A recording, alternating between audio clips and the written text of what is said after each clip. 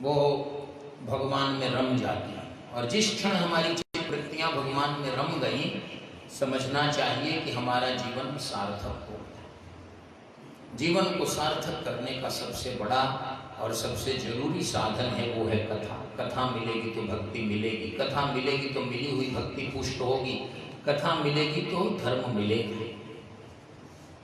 ये इसका साधन है। तो पहले अध्याय के उत्तर में दूसरे अध्याय में भगवत भक्ति और भगवान की कथा की महिमा बताई। अब मैंने थोड़ी देर पहले निवेदन किया था कि सूत जी महाराज ने भी नाम की, भगवान की महिमा कही। पहला उपदेश दिया सूत जी महाराज ने शौनकादि ऋषियों को, तस्मादेकेन मनसा भगवान सात्वतां पति श्रोतव्यः कीर्तितव्यश्च ध्येयः पूज्यश्च नित्यदा।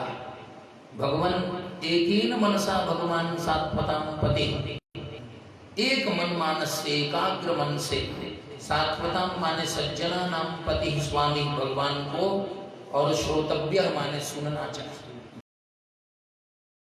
जीवन जब सुनने का अवसर आए तो भगवान को ही सुने, कुछ भी दुनिया की बात न सुने, कुछ भी अनाप शनाप न सुने। भगवान एवं श्रोतव्य, जब भी सुनने की इच्छा हो, जब भी सुनने का अवसर मिले तो भगवान को सुने। और कीर्तितव्य, भगवान का ही कीर्तन करें, वाणी से भगवान के अतिरिक्त कुछ और न बोले। और ध्येय माने ध्यान भगवान का ही करें। वाणी भगवान का नामोच्चारण कर रही है और ध्यान कहीं और संसार में लगा हुआ है, तमाम कामनाओं में लगा है, चिंताओं में लगा है, जंजालों में लगा है, तो अच्छा नहीं है। फिर क्या करना चाहिए? कहा भगवान का ही ध्यान करना चाहिए और पूज्य भगवान की ही पूजा करनी चाहिए। दुनिया में कई लोग मिलेंगे, लेकिन सबसे बड़ा पूजनीय प्रिय मानस रामायण कौन है? वो है। उनसे बढ़कर कोई और प्रिय नहीं, उनसे बढ़कर कोई और पूजनीय नहीं है, परम पूज्य है। तो ध्येयः पूज्यश्च नित्यदा।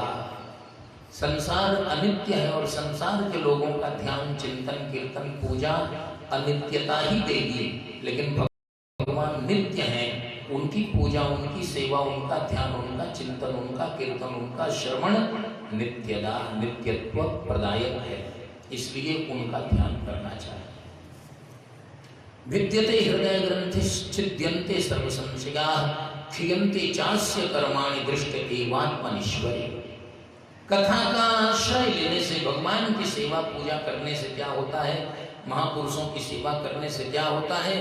कहा हृदय की सारी ग्रंथियां जो हैं, जो गांठें हैं, जिन गांठों में चलते ग्रंथि में छूट, उत्तरकांड, और छूटना अधिक अधिक अरुझाई और अधिक ये ग्रंथियां उलझती जाती हैं। ये सब कैसे होती हैं? कहा नित्य कथा, नित्य भागवत सेवा, नित्य संतों की सेवा करने से हृदय की सारी ग्रंथियां अपने आप खुल जाती। लोग भी कहते हैं कि फला बड़ा सरल है, जो सरल है उसको सरल लोग मानते हैं, फला बड़ा सुलझा हुआ है मानते हैं, क्योंकि हृदय जो है ना वो एकदम प्रकट हो जाता है, चेहरे से भी ज्यादा स्पष्ट हृदय दिखाई देता है।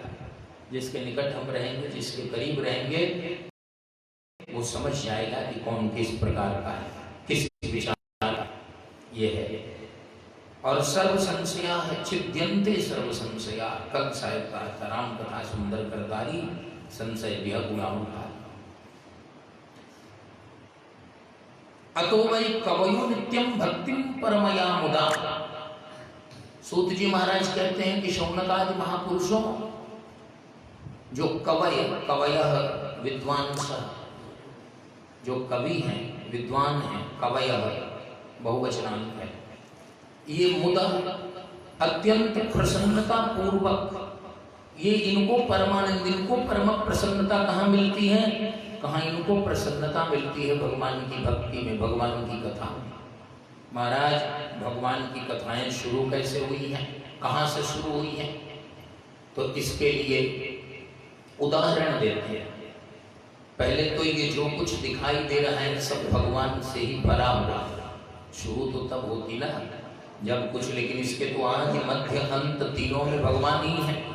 वासुदेव परा वेदा, वासुदेव परा मखा, वासुदेव परा योगा, वासुदेव परा क्रिया, वासुदेव परम ज्ञानम, वासुदेव परम तपः, वासुदेव परो धर्मो, वासुदेव परा गति। ये जो कुछ दुनिया में है, वेद है, यज्ञ है, योग है, क्रियाएं हैं, ज्ञान है, तप है, धर्म है और गति है, ये सब भगवान वासुदेव से ही भरी हुई है। उन्हीं के द्वारा, उन्हीं से शुरू और उन्हीं से भरी हुई। और सएवेदम ससर्जाग्रे भगवान आत्मा मायया सदसद रूपया चासो गुणमय्या गुणो विभो। सएव उस परमात्मा ने ही ससर्जाग्रे, अग्रे ससर्ज, आरंभ में, सृष्टि के आरंभ में इनकी सृष्टि और अपनी भी सृष्टि। महाराज अपनी भी सृष्टि कहाँ? नाना प्राणियों की नानेव भाति विश्वात्मा भूतेषु च तथा पुमा। नाना प्रकार से प्राणियों की भी और आत्माओं की भी, माने विभिन्न प्राणियों के रूप में अपने को और अपने को अलग से भी उसने प्रकट किया। कैसे प्रकट किया? कहा लीला अवतारा व्रतो देव तिर्यक नरादिशु। देवता, तिर्यक, नरादि। अब इतना कहने के बाद आदि जब लग गया ना, तो सब 84 लाख प्राणियों में भगवान अपने को प्रकट करते हैं और 84 लाख प्राणियों की सृष्टि भगवान करते हैं, स्वयं करते हैं। महाराज क्यों करते हैं? यहाँ से सृष्टि प्रक्रिया का वर्णन, भगवान के 24 अवतारों का वर्णन। जगृहे पौरुषम रूपम भगवान महदादि भी, पूरा सांख्य सृष्टि आ गई यहीं पर। संभूतम षोडश कलमादौ लोक शिक्षया। किस लिए करते हैं? लोक शिक्षया, संसार को शिक्षित करने के लिए करते हैं। संसार को भगवान के अवतार के 2 प्रयोजन हैं। पहला प्रयोजन है संसार को शिक्षित करना और दूसरा प्रयोजन है संसार की रक्षा करना। शिक्षा और रक्षा ये 2 मुख्य काम हैं। ब्राह्मण तंत्र और क्षत्रिय तंत्र, व्यास गद्दी और राजगद्दी। प्राणियों को शिक्षित करें, इसके लिए भगवान अवतार लेते हैं, क्योंकि महाजनों येन गतः सपंथा यद यदाचरति श्रेष्ठस्तत्तद्देवेतरो जनः स यत् प्रमाणं कुरुते लोकस्तदं वर्तते। और रक्षा करने के लिए शिक्षा से बात कभी कभी नहीं बनती है। तो भगवान क्या कहते हैं? कल आधी चौपाई कही थी, पहले वाली खरदूषण ने कहा, बाद में राम जी ने क्या कहा? हम क्षत्रिय मृगया बनकर। क्या समझ रहे हो कि हम यहाँ फोटो सेशन में आए? हम क्षत्रिय मृगया बनकर हैं, तुमसे खलमृग खोजत रिपु बलवंत देखी नहीं डरें, एक बार कालों सब लड़ें। ये है रक्षा। शूर्पणखा कह रही, जिनकर भुजबल पाई दसानन, अभय भय विचरत मुनि कानन। संपूर्ण धार्मिक शक्तियों को, सात्विक शक्तियों को जिन्होंने अभय दान दे दिया। यदि राम जी नहीं आए होते तो क्या राक्षसों के, रावण के शासन में महात्मा लोग जंगल में बच पाते? लेकिन अभय भय विचरत मुनि कानन, रावण के मरने के बाद नहीं, उसके रहने पर ही अभय भय विचरत मुनि कानन, अभय दान दे। तो शिक्षा और रक्षा के लिए भगवान आते। 2 चीजों के लिए चिंता मत कीजिए।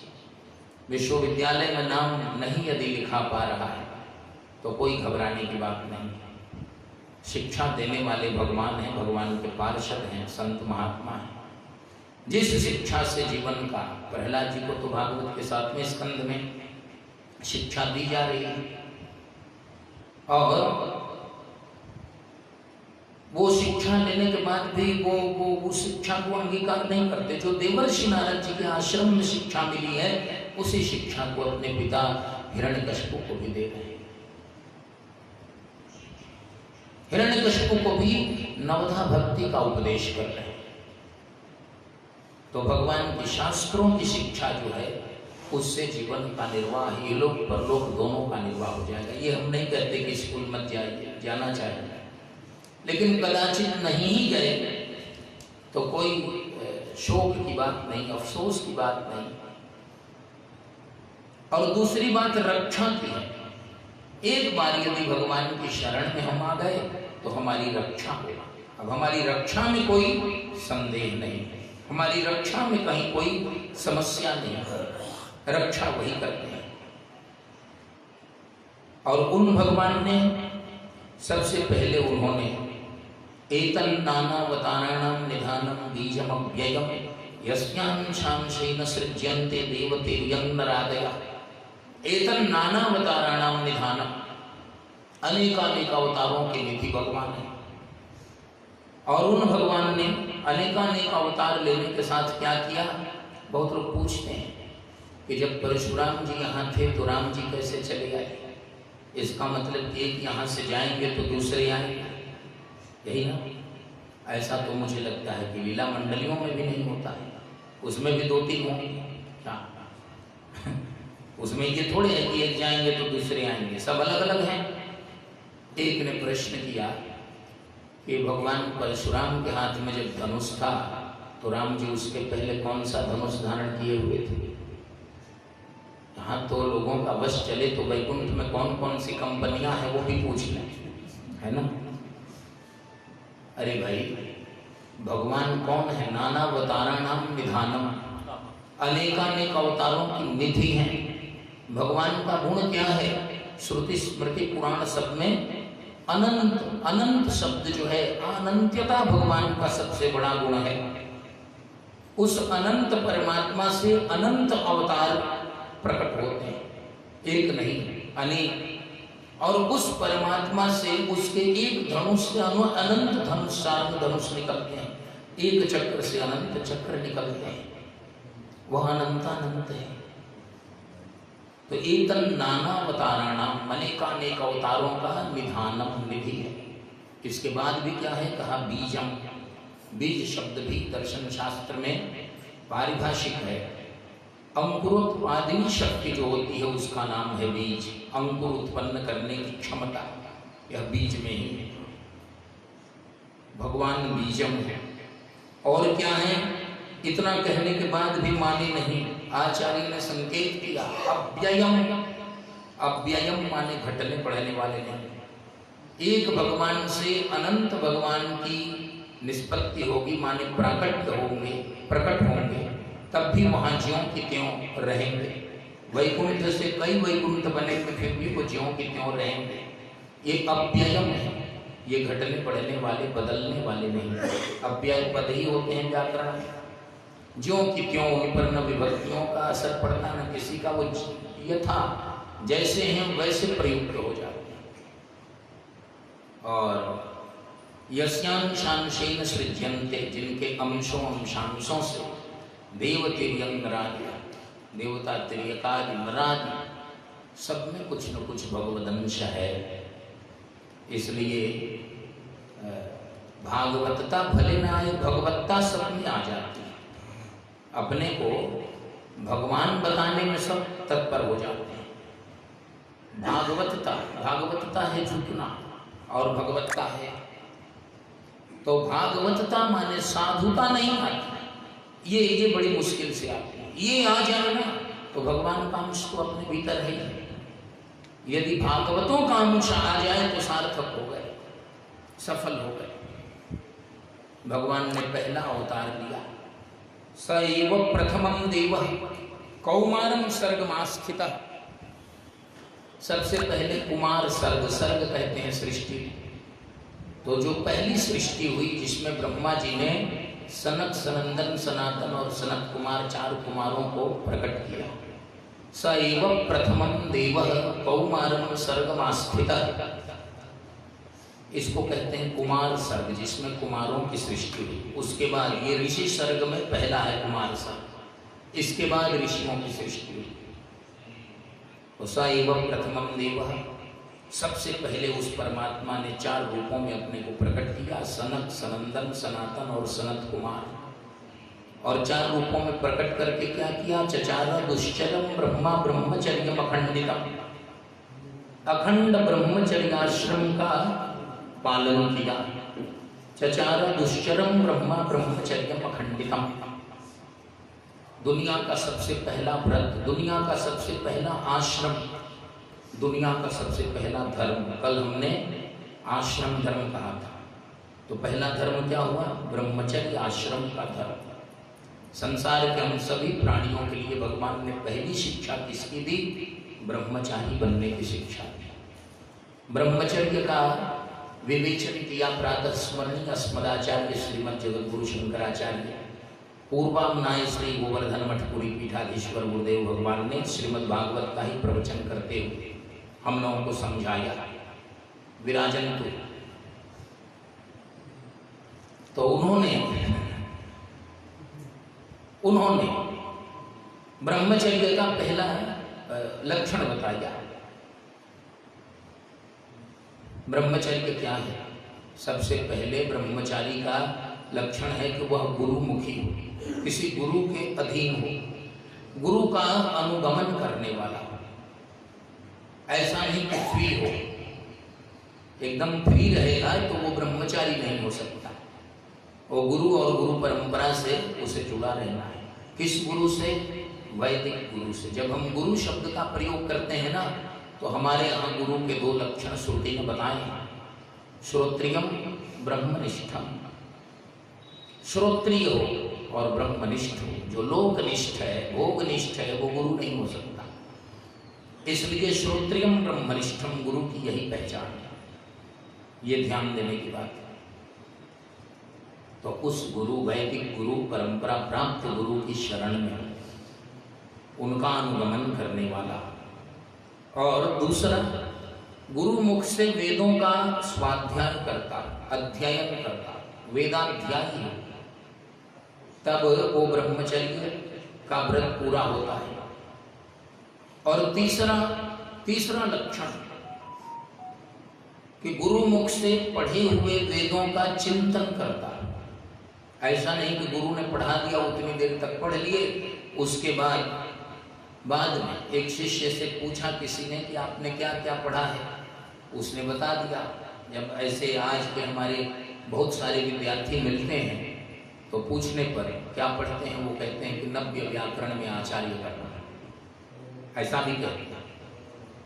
किसी ने पूछा कि भाई इसमें क्या क्या पढ़े हो, कहा जो पढ़ा था वो गुरु को ही समर्पित कर, तेरा तुझको अर्पण। गुरु की विद्या गुरु को ही, गुरुवे समर्पितम, गुरु को ही समर्पित कर दिया। तो ऐसे में गुरुमुख से जो वेदांगों का, वेदांतों का अध्ययन हुआ, उसका अनुभव करना, निरंतर ध्यान करना। तो किसका ध्यान हुआ? वेदों का। गुरुमुख से स्वाध्याय करना, गुरु के अंतर्गत रहना और स्वाध्याय किए हुए विषय का बार बार विवेचन करना, अपने मन में चिंतन करना। संसार का चिंतन करे, भोगों का चिंतन करे, करोड़ों अरबों की योजनाएं बनाए, वो ब्रह्मचारी कैसे कहलाएगा? ब्रह्मचारी तो वह है जो वेदों के वाचक शब्द हैं ब्रह्म, और जो ब्रह्म का चिंतन करता है वही ब्रह्मचारी कहलाने के लायक है। उसी को ब्रह्मचारी कह सकते हैं। तो वेदों का चिंतन करने वाला। अब चौथी चीज बच गई, पौरुष। ब्रह्म माने वेद भी है, ब्रह्म माने बिंदु भी है। बिंदु की रक्षा करता हो, उसका नाम है ब्रह्मचारी। तो ये चौथी चीज अपने आप हो जाती है, इसके लिए प्रयास नहीं करना पड़ता। चौथी बात अपने आप सिद्ध हो जाती है। भगवान ने पहला उपदेश दिया ब्रह्मचारी बनने का। दूसरा उपदेश भगवान ने दिया पृथ्वी की रक्षा, यज्ञों की रक्षा, वेदों की रक्षा के लिए। वो दूसरा उपदेश है। उसमें भगवान वाराह बनकर आते हैं, आदि वाराह। सतयुग में ही इतना बड़ा विप्लव हुआ, इतना बड़ा उपद्रव हुआ कि पूरी पृथ्वी को जो आदि दैत्य है उसका नाम है हिरण्याक्ष। उसने क्या किया? पूरी पृथ्वी को ही पाताल में पहुंचा दिया। रसातल पाताल से थोड़ा सा ऊपर है, लेकिन हमारे यहाँ नीचे जब व्यक्ति जाता है तो कहते हैं लोग कि पाताल में पहुंच गया। पाताल तो सबसे नीचे है। रसातल गताम महिम उद्धरिष्यन् उपादत्त यज्ञेशा सौतरम वपुः। उस पृथ्वी का उद्धार करने के लिए यज्ञेश, जो यज्ञेश्वर हैं भगवान श्रीमन नारायण, उन्होंने सौतरम वपुः, वाराह अवतार धारण किया। भगवान ने देखा कि संसार में वेद किसके लिए हैं, यज्ञ किसके लिए हैं, संसार के प्राणियों के लिए, लेकिन इनका द्रोह करने वाले कौन हैं, वही लोग हैं। जिसके हित के लिए ये प्रकट हैं वही इसके द्रोही हो गए। तो भगवान ने देखा वेदों की रक्षा होगी, वेदों की रक्षा होगी, यज्ञों की रक्षा होगी, तभी पृथ्वी की रक्षा हो पाएगी, लोगों की रक्षा हो पाएगी। तो तीसरा अवतार भगवान ने लिया, ये है ज्ञानावतार, देवर्षि नारद।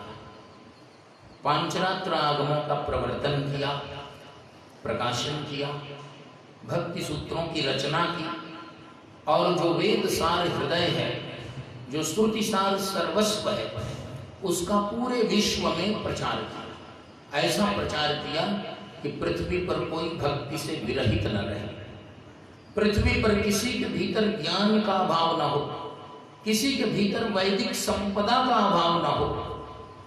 इस प्रकार की व्यूह रचना की। देवर्षि नारद निरंतर चलते रहे। ऐसे महात्मा हैं। और ये सब महात्मा कैसे हैं, हमारा आपका छुआ जल भी नहीं लेते। भागवत जी में एक कथा है।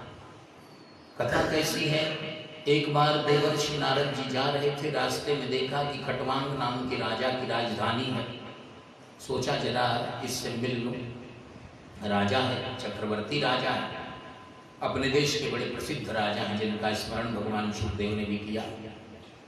नारद जी गए खटवांग जी के पास। खटवांग जी ने तुरंत खड़े होकर नए आसन की व्यवस्था कराने लगे। उनके अर्घ्य की, आचमन की, स्नान की, पूजन की, सबकी व्यवस्था। नारद जी ने कहा, राजन इस फेरे में मत पड़ो। महाराज क्यों, बड़े भाग्य से तो आपका दर्शन हुआ, आपका आना हुआ। कहा नहीं नहीं, अरे मैं इधर से जा रहा था तो मैंने सोचा कि आपको बता दूं, 2.5 घड़ी बाद, 2 घड़ी बाद, 1 घड़ी बाद आपकी मृत्यु होने वाली है, सतर्क हो जाओ, मेरे फेरे में मत पड़ो। मैं तुम्हारा जल लेने नहीं आया हूं, तुम्हें सतर्क करने आया हूं। ये नारद जी। और नारद जी के दर्शन से उस राजा पर इतना प्रभाव पड़ा। धर्मात्मा राजा तो थे ही, उस समय तो कोई अधर्मात्मा राजा बन जाए कल्पना नहीं थी, और आज की तारीख में धर्मात्मा राजा बन जाए कल्पना नहीं, सीधी सी बात। नारद जी के दर्शनों का प्रभाव पड़ा कि वो राजा ध्यान लगाया और मुहूर्तात् सर्वम उत्सृज्य गतवान अभयम महि। एक मुहूर्त में सर्वम उत्सृज्य, अभयता पूर्वक भगवान श्रीमन नारायण के श्रीधाम को वो पधारा, प्राप्त किया। तो ये नारद जी के दर्शन का फल है। नारदी भक्ति सूत्र और संपूर्ण वेदांत सार सर्वस्व का उन्होंने प्रचार किया।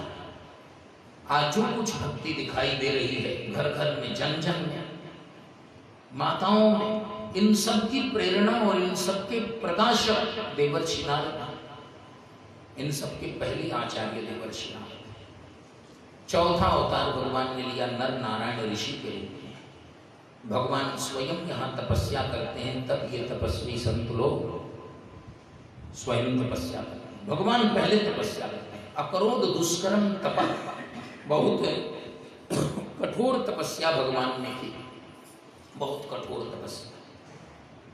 और जब कठोर तपस्या की, कहाँ हिमालय, नर नारायण आश्रम, नर नारायण ऋषि, नर नारायण पर्वत, भगवान ने वहां जाकर कठोर तपस्या आज भी कर रहे हैं। क्यों कर रहे हैं? भगवान बार बार उपदेश देते हैं कि संसार में तप करने से ही हमारी और स्थिति सबल होने वाली है। हम तप छोड़कर, या तप के माने में जो हम लोग कर रहे हैं इस समय, प्रहलाद जी ने भगवान नृसिंह की स्तुति करते समय 7वें स्कंद में कहा है कि मोक्ष के जो जो साधन है, मौन है, तप है, सदाचार है, अपरिग्रह है, संन्यास है, तमाम साधन, वैराग्य है, ये सारे साधन, वार्ता शब्द का प्रयोग किया। वार्ता माने वृत्ति, आज की तारीख में प्रोफेशन बन गए, है ना। आज ये सारे साधन किसमें प्रयुक्त हो रहे हैं? भोगों के लिए प्रयुक्त हो रहे हैं।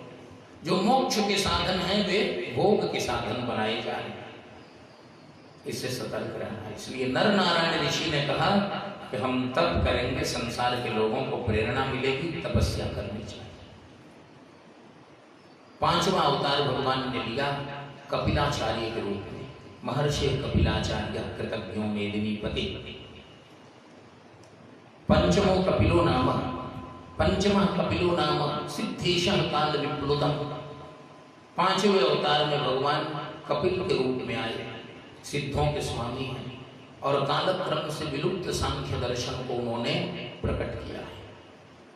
संख्यया बुद्धिया गृहीतम यत्तत् ज्ञानम सांख्यम। संख्यानम ज्ञानम अस्माभिः पठितम। संख्यानम ज्ञानम, संख्यानम ज्ञान, ज्ञान जो है विशुद्ध ज्ञान, भागवत के तीसरे स्कंद में भगवान कपिल ने अपनी माता जी देवहूति जी को और इस ज्ञान का उपदेश किया है। उसमें संपूर्ण मर्त्यलोक के रहस्यों का इतना सुंदर वर्णन है कि हम किस प्रकार कैसे यहाँ आए हैं और क्या करने से हमारी सदगति होगी। और उसको सुनते सुनते सुनते देवहूति जी जो भगवान कपिल जी की माँ हैं, उन्होंने तपस्या करने का भी निश्चय किया। जब हमारे भीतर कोई स्पष्ट, जो जिसको कहते हैं एक खाका, एक नक्शा आ गया कि क्या करना है, लाइन एंड लेंथ क्लियर हो गई, तो उसके बाद देवहूति जी ने भगवान कपिल के उपदेशों को सुनने के बाद कहा कि बेटा अब मैं बिंदु सरोवर तीर्थ है, वहीं मैं तप करूंगा। और तप करते करते भगवान कपिल के उपदेशों से अनुप्राणित देवहूति माता ने क्या किया, उनका शरीर बदल गया जल में, और जल बन करके जब वो आ गई ना तो सरस्वती नदी में मिल गई, सरस्वती जी गंगा जी में मिल गई और गंगा जी गंगा सागर में। भगवान कपिल ने देखा कि मेरी माँ यहाँ आई, गंगा सागर, गंगा जी में मिलकर पूरी दुनिया यहीं से गंगा के द्वारा सागर में जाती है। तो हम भी गंगा सागर के ही तट पर हैं। आज भी गंगा सागर में भगवान कपिल का ही मंदिर है और वहीं से वहीं रहने लगे तो गंगा जी भी आई। एक बात है, वो 9वें स्कंद की कथा है गंगावतरण की, अश्व इत्यादि वहां बांध दिए गए थे, रहने वहीं रहे। तो ये एक कथा है। भगवान ने छठा अवतार लिया, अत्रि महर्षि के पुत्र बनकर आए, उनका नाम हुआ अत्रेय। अत्रेय एक नाम हो गया, दत्त दोनों जोड़ दिया तो दत्तात्रेय हो गया। अत्रि और अनसुईया, अनसुईया जी जो हैं महर्षि अत्रि की पत्नी है। नारी धर्म का यदि कोई उसकी कोई मूर्तिमती हो सकती है तो अनसुईया है। और जगदम्बा सीता को भी नारी धर्म का, स्त्री धर्म का सदुपदेश करती है। नारी धर्म सिखवई मृदु बानी। अनसुईया जी का सतीत्व इतना प्रबल है, कई कथाएं हैं पुराणों में। उन्होंने भगवान श्री विष्णु को, श्री ब्रह्मा जी को और भगवान श्री शिव को भी अपना पुत्र बना दिया। और भगवान श्री विष्णु जो उनके पुत्र बन करके आए, उनका क्या नाम हुआ, दत्तात्रेय। तो दत्तात्रेय के रूप में भगवान प्रकट हुए और उन्होंने प्रहलादादि भागवतों को, भगवान के पार्षदों को भागवत धर्म का, वैदिक धर्म का उपदेश किया। 7वीं बार भगवान जो है 7वें अवतार में यज्ञावतार, यज्ञ बनकर आते हैं। ततः सप्तम मातुभ्याम रुचि यज्ञोऽभ्यजायत। रुचि प्रजापति के यहाँ आकुति देवी जो स्वयंभू मनु शत्रुपा की बड़ी पुत्री हैं, उनके और पुत्र बनकर भगवान आए, उनका नाम हुआ यज्ञ। यज्ञ भगवान के कई पुत्र और कई पुत्रियां हैं। वेदों में आशीर्वाद ही है बहुपुत्र लाभा, है ना, तो बहुपुत्र लाभा आज एक समस्या बनी हुई है। बहुत लोग चिताते हैं कि 2030 में भारत की स्थिति कैसी होगी और 50 में कैसी होगी। वेद से दूर होने पर तो ये सब स्थितियां होंगी। यदि हम वैदिक मर्यादा में रहें तो कोई जागतिक स्थिति भी खराब नहीं हो सकती, क्योंकि बहुपुत्र लाभ लिखा है। हमें तो संतानों से ही परहेज है। 8वीं संतान के रूप में भगवान श्री कृष्ण आते हैं, है ना। अब यदि वहां ये सिद्धांत हो कि हम दो हमारे, तो भगवान कहां से आते, और भगवान नहीं आते तो कंस समाप्त होता क्या। तो बहुपुत्र लाभ ये जरूरी है। तो एक विद्वान ने कहा विरक्तों के लिए शिष्य लाभ, वहां भी तो जरूरी है ना। सेवा तो सबको चाहिए, कोई ना कोई तो चाहिए ही चाहिए। चाहे पुत्र ना हो तो न किसी को शिष्य मिलेगा, न किसी को मित्र मिलेगा, न किसी को वर्कर मिलेगा, इसलिए पुत्र जरूरी है। भगवान यज्ञ के एक पुत्र का नाम है तोष, एक का नाम है प्रतोष, एक का नाम है संतोष। जब तक हम यज्ञ नहीं करेंगे, कल हमने यज्ञ की थोड़ी सी चर्चा की, तब तक हमारे जीवन में तोष तुष्टि नहीं होगी, बेचैनी रहेगी। कहाँ चले जाएं और कहाँ से क्या ले लें और लेने में क्या क्या देने, कहावत है लेने के देने पड़ गए। तो जीवन हमारा लेने के बदले देने में ही जा रहा है ना। ये बेचैनी क्यों है? क्योंकि हमने जीवन को यज्ञ नहीं बनाया। यज्ञ भगवान की पुत्रियों का नाम है, एक का नाम है शांति। बिना यज्ञ की शांति नहीं होगी, श्री नहीं होगी, धृति नहीं होगी, कीर्ति नहीं होगी, स्मृति नहीं होगी। ये सब यज्ञ भगवान की पुत्रियां हैं। स यामाद्यैः सुरगणैः। सूत जी महाराज कहते हैं कि यज्ञ भगवान के पुत्र हैं, उनका नाम है याम, आदि में वे हैं। और उन पुत्रों के द्वारा उन्होंने क्या किया? स्वयंभू मनवंतर की रक्षा भी की और उसका प्रवर्तन किया। इसलिए आज भी भगवान वेद कहते हैं यज्ञेन यज्ञमयजन्त देवास्तानि धर्माणि प्रथमान्यासन्ते तेह नाकं महिमानः सचन्त यत्र पूर्वे साध्या सन्ति देवा। सृष्टि का प्रवर्तन, सृष्टि का संवर्धन, सृष्टि की सुरक्षा यह यज्ञ के द्वारा। यज्ञ न हो तो सृष्टि का होना बड़ा मुश्किल है। और 8वां अवतार भगवान ने राजकुल में लिया। यह 8वां अवतार कहाँ है? कहा 8वें अवतार में भगवान बन गए राजा ऋषभ देव। और ऋषभ देव बनकर जब आए 40 वर्ष तक, 16 वर्ष से 40 वर्ष तक सतयुग में, जबकि लाखों वर्ष की आयु है, 16 वर्ष से 40 वर्ष ये एक्टिव यहाँ की सोशल लाइफ है। यहाँ के 16 वर्ष के हो गए, अपना काम संभाल लीजिए, और 40 वर्ष के हो गए, चार्ज हैंड ओवर कीजिए और अपने वन में चलिए। 40 के हो गए तो उसके बाद संसार में, माने संसार में प्रवृत्त रहने की आवश्यकता नहीं। भगवान ऋषभ देव जी ने अपने पुत्रों को शासन दे दिया और 40 वर्ष के बाद चले आए तप करने।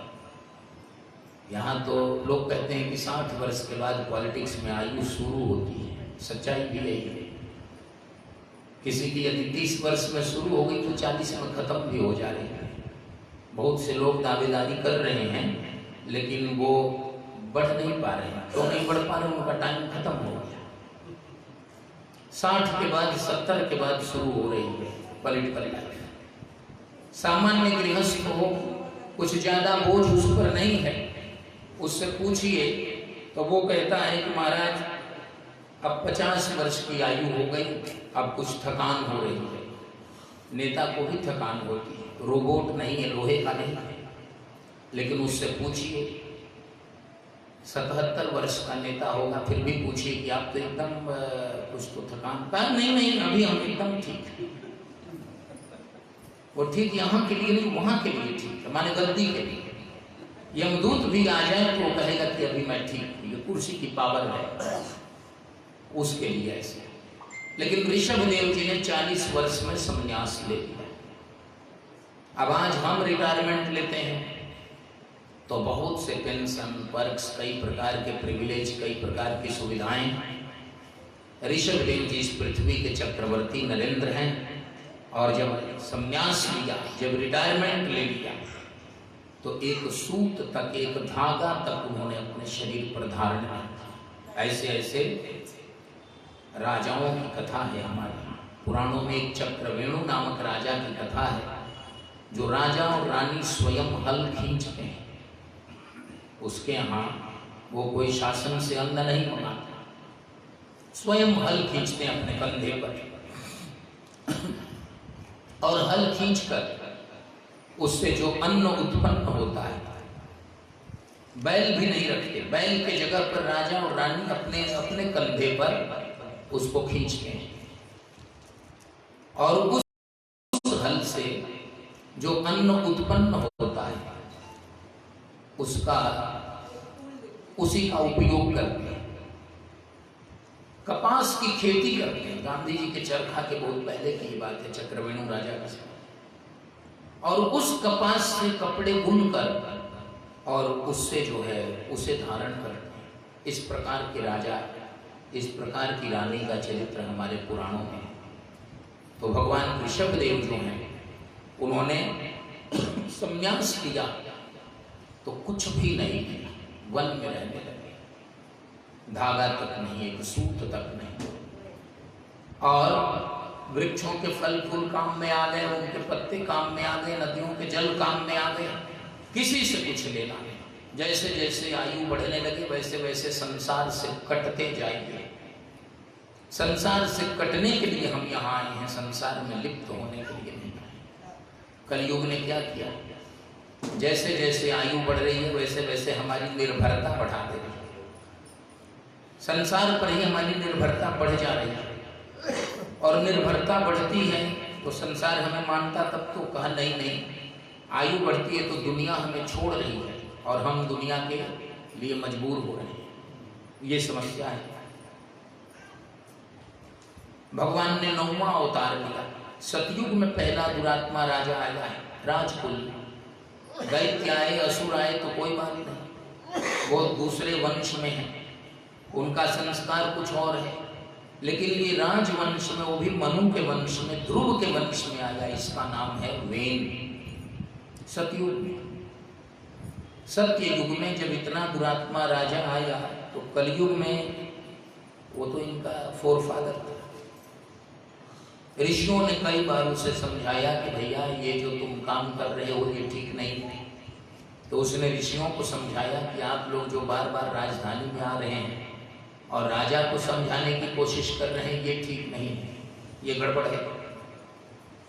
लेकिन ऋषि लोग माने नहीं। भृगवादयस्ते ऋषयः मुनयः लोकानां क्षेमदर्शिनः।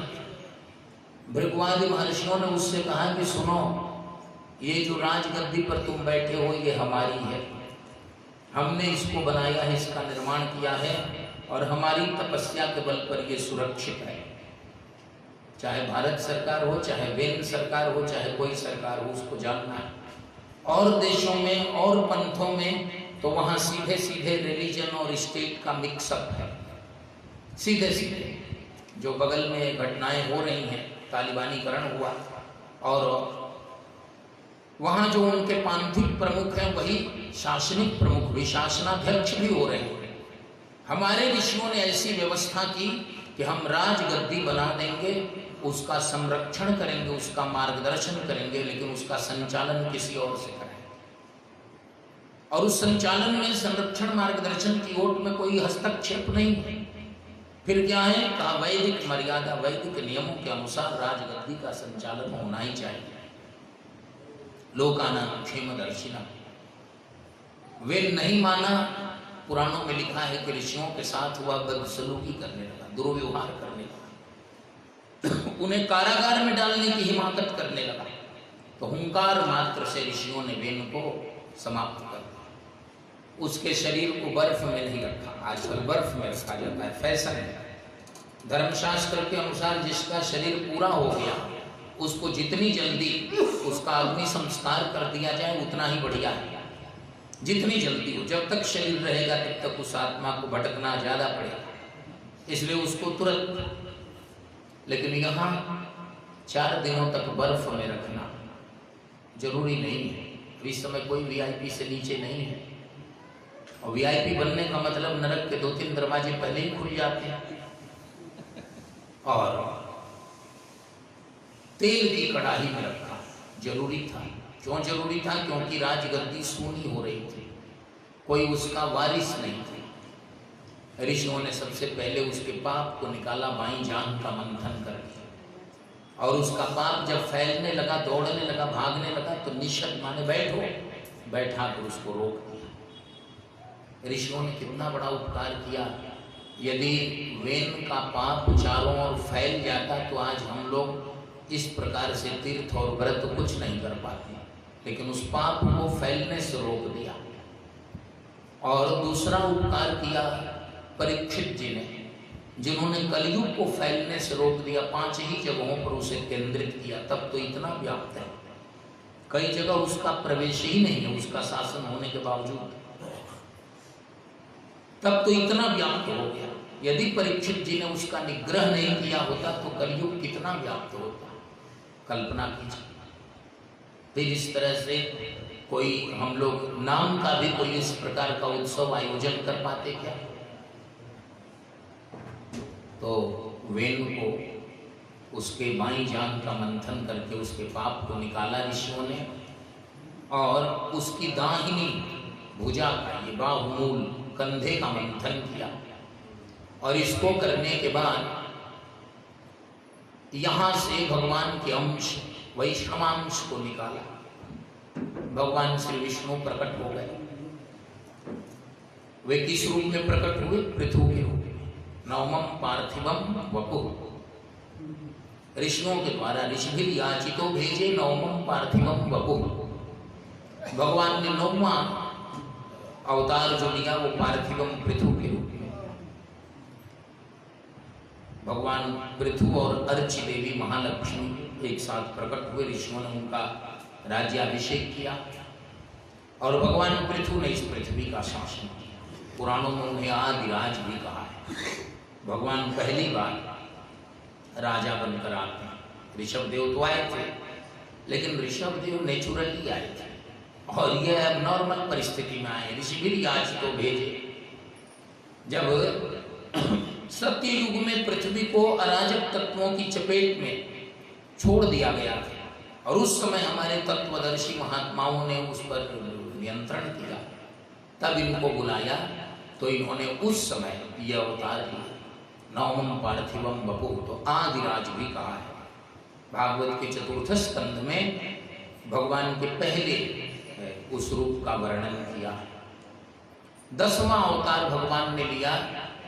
ये 10वां अवतार जो है मत्स्यावतार है। चाक्षुष मनवंतर और वैवस्वत मनवंतर के संधि काल में, चाक्षुष मनवंतर के अंत में और वैवस्वत मनवंतर के आरंभ में, दोनों की संधि काल में, और जल प्रलय हो गया। जल प्रलय, तब भगवान ने क्या किया? मत्स्य बनकर मत्स्यावतार लिया। भगवान कारण मत्स्य होकर आए और उन्होंने नाव में नव्यारूप्य, नाव में उन्होंने ऋषियों को, यज्ञों को, मनु को, वेदों को सबको स्थापित करके वैवस्वत मनवंतर की रक्षा की। तब आजकल हम लोग संकल्प में बोलते हैं वैवस्वत मनवंतर, ये वैवस्वत मनवंतर है। तो इस वैवस्वत मनवंतर की रक्षा, विवस्वान मनु की रक्षा, इसके सृष्टि बीज की रक्षा किसने की?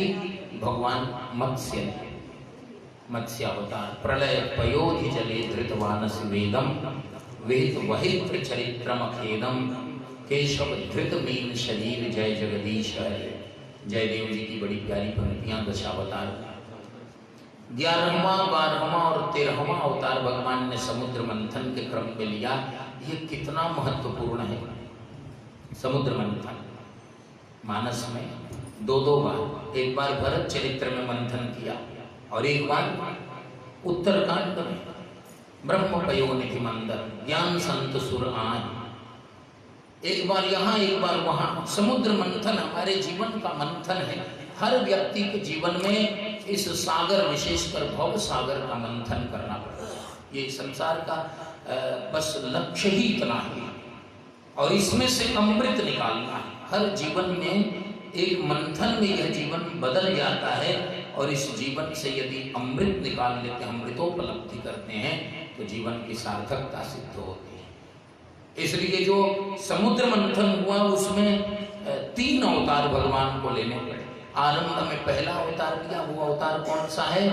कच्छपावतार। आदि कच्छप बनकर भगवान आते हैं, कछुआ बनकर। दूसरा अवतार लिया, वो अवतार कौन सा है? धन्वंतरी का अवतार। 11वां कच्छप कूर्म पुराण ही है हमारे विधिवत, बहुत महत्वपूर्ण है। दूसरा अवतार लिया माने 12वां, वो धन्वंतरी का अवतार। इसके पहले पृथ्वी पर कोई प्रामाणिक वैद्य नहीं थे। जब जरूरत पड़ती थी तो अश्विनी कुमार ही पृथ्वी पर आते थे। अश्विनी कुमार 2 हैं, जुड़वे हैं, देवताओं के वैद्य हैं।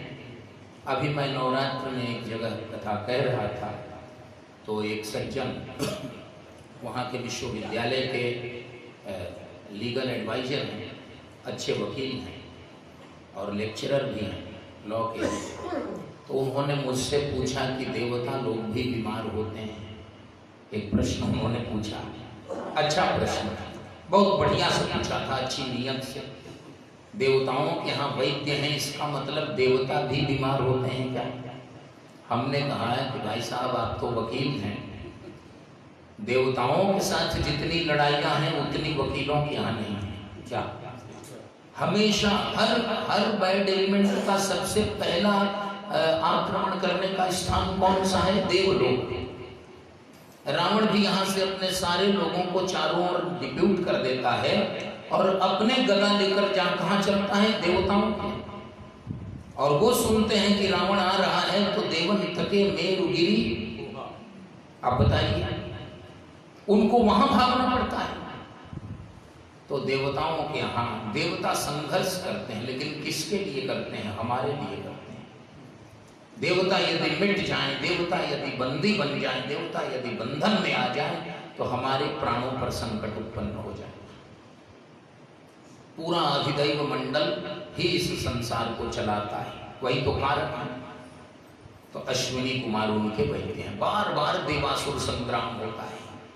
अब पृथ्वी पर भी हमने कथा सुनी है कि च्यवन महर्षि को आवश्यकता पड़ी, क्योंकि उसने राजकन्या ने चूहल करके, उसको मालूम नहीं था कि महर्षि है, भागवत के 9वें स्कंद में कथा है। वो खेलने गई अपनी सखियों के साथ, देखा कि वृक्ष के नीचे कोई चमकती हुई चीज दिखाई दे रही है। कौन सी चीज हो सकती है? पूरा शरीर तो बांबी में बदल गया था। तो उसने सीख लेकर और उस चमकती चीज में उसकी नोक लगा दी। अब खून इत्यादि निकलने लगा। राजा की सेना जो है वो स्तब्ध हो गई, रुक गई, स्तंभित हो गई। तब राजा को चिंता हुई, धर्मात्मा राजा है, सूर्यवंशी राजा है, भागवत के 9वें स्कंद के आरंभ में ये कथा है। उन्होंने अपने सैनिकों से कहा कि देखो इधर महर्षि च्यवन का आश्रम है, कहीं हमारे सैनिकों ने ऋषि का कुछ अपकार तो नहीं किया? ऐसी स्थिति क्यों हो रही है? जाकर देखा, अपनी बेटी से पूछा, उसने कहा कि ऐसी ऐसी बात मुझसे ही हो गई है, प्रार्थना की। च्यवन ऋषि ने कहा कि ठीक है, तुम प्रार्थना कर रहे हो। तो राजा ने कहा महाराज इस कन्या ने आपका अब थोड़ी सी आपको क्षति पहुंचाई, मैं इसे आपको सौंप दूंगा। अब उसके बाद जो है च्यवन महर्षि ने अश्विनी कुमारों का आवाहन किया, और हमारे यहाँ तो कुछ कहना नहीं, कई कंपनियों ने च्यवनप्राश बनाए क्या। तो ऐसी स्थिति में ये आकर यहाँ नुस्खे देते थे, बनाते थे, ऐसे ऐसे रसायन तैयार करते थे कि पृथ्वी के महर्षियों को भी उससे लाभ मिलता। अश्विनी कुमारों का आना बंद हो गया तो हमारे घुटने में परेशानी आ गई। मेरे नहीं कह रहा हूँ, हमारे कह रहा हूँ। कुछ न कुछ परेशानी। लोग कह रहे हैं कि एम्स बनाओ, देश में 6 एम्स बन गए, 7 बन गए, कितने बन गए, लेकिन आज तक एम्स बनने से बीमारियां बढ़ रही हैं कि कम हो रही हैं। मैं बनाने का विरोध नहीं कर रहा हूं, लेकिन ये समीक्षा का विषय है। जितने अस्पताल बढ़ रहे हैं उतने, अभी तो इसमें कोरोना वालों में एक वो आया था, कोई किसी ने कहा था और वो वायरल हो गया था, पूरा प्रचार इसका हो रहा था कि आपत्ति काल में मंदिर मस्जिद सब बंद हो गए, केवल अस्पताल चालू रहे, इसलिए अस्पताल बनाओ। मूर्खों, अस्पताल चालू नहीं रहे, अस्पताल चालू रखे गए और मंदिर मस्जिद बंद किए गए। मंदिरों को यदि खोल देंगे तो कोई कहीं कहीं परेशानी नहीं है, और परेशानी मेरी नज़र में नहीं हुई। अब मैं कह रहा हूँ, तब नहीं कह रहा था, इसलिए कि तब समीक्षा कर रहा था, लेकिन कोई परेशानी कहीं नहीं हुई। तो पृथ्वी पर अश्विनी कुमार आते थे तो हमारे वार्धक्य को भी, हमारी जरा भी, हमारी बुढ़ापा भी यौवन में बदल जाती थी। और अश्विनी कुमार ऐसे नहीं आते थे, फोकट में नहीं आते थे, न कोई फीस लेकर आते थे। कैसे आते थे? हमारी तपस्या के बल पर आते थे। जो तपस्वी होगा वही स्वस्थ होगा, वही चिरायु होगा। अब भगवान ने 12वां अवतार लिया, 24 अवतारों में 12वां बीच का है। धन्वंतरी बन गए, आदि वैद्य। एक हाथ में अमृत का कलश, समुद्र मंथन का सब कुछ, और दूसरे हाथ में आयुर्विज्ञान की पुस्तक, मेडिकल साइंस, और दोनों लेकर लोक के कल्याण के लिए उन्होंने देवताओं को प्रदान किया। लेकिन देवता बेचारे हर बार दुर्बल सिद्ध हो जाते हैं। देवताओं को भगवान ने अमृत का कलश और आयुर्विज्ञान का ग्रंथ दिया, और असुरों ने ग्रंथ देवताओं के हाथ में छोड़ दिया और कलश उड़ा ले गए, छीन के। भगवान ने देखा कि और गड़बड़ होगा, विज्ञान किसी और के पास रहेगा और उपकरण औषधि किसी और के पास, तो बात नहीं बनेगी। सर्वौषधि है अमृत, और कलश छीन लिया देवताओं से, असुरों ने, दैत्यों ने। 12 दिनों तक, देवताओं के 12 दिनों तक झगड़े, भाग दौड़ सब चलती रही, छीना झपटी। 4 बार वो कलश गिर भी गया। भगवान ने देखा कि कहीं 2 बार और न गिरा दे, सब तो सब बही जाएगा। इतना परिश्रम से ये लाया हुआ अमृत कहीं पानी में ही न बह जाए। तो भगवान ने 13वां अवतार लिया, मोहिनी का अवतार। भागवत जी में भगवान की कई मायाओं का वर्णन है। भुवन मोहिनी, स्वजन विमोहिनी, ये सब भगवान की मायाएं हैं। पुत्र स्नेहमयी, वैष्णवी, ये सब भगवान की विभिन्न मायाएं, माया शक्ति। लेकिन भगवान ने अपनी किसी माया को प्रेरित नहीं किया दैत्यों के लिए। इस बार क्या किया? भगवान ने स्वयं को ही मोहिनी बना दिया। एक जरूरी नहीं, आगे से कोई स्त्री ये न कहे कि भगवान कूर्म बन गए, मत्स्य बन गए, वाराह बन गए, लेकिन स्त्री नहीं बने। जानते थे कि कलयुग में कोई प्रश्न उठा देगा। भगवान ने कहा कि 13वां अवतार, और एक और कारण है, अमृत पिलाना है। तो अमृत पिलाने का काम बेहतर कौन करेगा? माँ ही कर सकती है। तो भगवान मातृ शरीर में आ गए, मोहिनी का अवतार। दैत्यों को मोहित करना है। किस लिए मोहित करना है? अमृत उनके हाथों से लेना है। भगवान ने देवताओं को इशारा कर दिया कि देखना मैं हूं, ऐसा नहीं कि मोहित करने में दैत्यों को आ रहा हूं और मोहित आप ही पहले हो जाना। ये भी तो है, भगवान को जो देखेगा। मोहिनी अवतार की कथा है हमारे यहाँ, इतना प्रबल है ना कि उसको देखने के बाद संभालना बड़ा कठिन हो। ऐसा है, इससे अधिक संकेत सार्वजनिक सभा नहीं करती है, क्योंकि जे गावई नहीं चरित समारे। जो पूर्वाचार्यों ने कहा है, ते श्रोता वक्ता समशीला, हमारे सामने हमारा शील है और समाज का शील है। इसमें क्या कहना है जिससे समाज का वैराग्य और ज्ञान कुछ उदात्त हो बढ़े, ये नहीं कि और घट जाए। महर्षि वाल्मीकि के जो श्रोता हैं, भगवान वेदव्यास के जो श्रोता हैं, भगवान श्री सुखदेव के जो श्रोता हैं, देवर्षि नारद के जो श्रोता हैं, वो हमारे आपके नहीं हैं।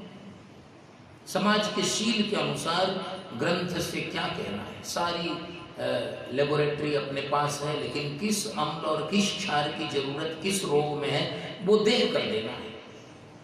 इसलिए प्रसंगे सति सदृष्टम आदेशः स्यात्। ये नहीं कि समाज का स्तर कुछ और हो। संगीत में बड़ा सुंदर है कि वो स्वर जब मिला दिए जाते हैं न सबके, तब ठीक होता है, नहीं तो बेसुरा हो जाए। तो श्रोता वक्ता का शील मिलना चाहिए। संगीत नहीं करना है आप करते, मैं उदाहरण दे रहा हूं। तो इसलिए ते श्रोता वक्ता समशीला, भगवान ने मोहिनी अवतार दिया, दैत्य मोहित हो गए। भागवत जी में लिखा है कि भगवान के अधिक से अधिक अवतार दैत्यों को मोहित करने के लिए ही है। नमो बुद्धाय शुद्धाय दैत्य दानव मोहिने। केवल मोहिनी अवतार से ही दैत्य और दानव मोहित होते हैं ऐसा नहीं, उनको मोहित करने के लिए बुद्धावतार भगवान ने कई कई अवतार भगवान के ऐसे हैं जो जो मोहित करने के लिए। किसको मोहित करने के लिए? देवताओं को नहीं, दैत्यों और दानवों। देवताओं की रक्षा के लिए दैत्यों दानवों को मोहित करने। उमा राम गुणगूढ़ पंडित मुनि पावहि विरत पावहि मोह विमूढ़। ये जो विमूढ़ है ना, इनको तो मोहित करना पड़ेगा। मोहिनी बनकर आए तो दैत्यों ने बिना परिश्रम अमृत का कलश भगवान के हाथों में सौंप दिया। उसके बाद भगवान ने देवताओं को सौंपा। वो कथा है अष्टम स्कंद में, आपको सुनाता है, पहले भी सुनाया है, फिर सुना दें। अब इसके बाद भगवान ने 14वां अवतार लिया, नृसिंहावतार। प्रहलाद जी की रक्षा की, उनको गद्दी पर अभिषिक्त किया। जो भी भक्त हैं, जो भी दैवी संपत्ति संपन्न प्राणी हैं, वो अपने बल पर कभी विजय प्राप्त नहीं करते। वो हमेशा भगवान के चरणाश्रित हैं और उनकी कृपा से उनको विजय मिलती है, उनकी प्रतिष्ठा होती है। प्रहलाद जी को भगवान ने गद्दी पर बैठाया और हिरण्यकशिपु का उद्धार किया। 15वां अवतार भगवान ने वामन का लिया और प्रहलाद जी के वंशज हैं दैत्यराज बलि, उनको सुतल लोक का राजा बनाया। देवराज इंद्र को स्वर्ग लोक का राजा बनाया। दोनों को बांट दिया, आप यहाँ रहिए, आप वहाँ रहिए। स्वर्ग में इंद्र की आवश्यकता है, इंद्र स्वर्ग में रहे, और सुतल लोक में दैत्येंद्र की आवश्यकता है, आप वहाँ रहिए। और वहाँ रहकर केवल इतना ही हो सकता है कि वहाँ सूर्य और चंद्र नहीं है सुतल लोक में, तो पुण्य काम नहीं हो सकते। तो वैसे भी आपको पुण्य काम करना कम है, दैत्यों को यज्ञ करना ही नहीं है। बाद में बलि यज्ञ करने लगे इंद्र बनने के लिए, तो भगवान वामन ने आकर वहाँ से उन्हें और सुतल लोक भेज दिया। जो 100 यज्ञ करेगा वही इंद्र बनेगा।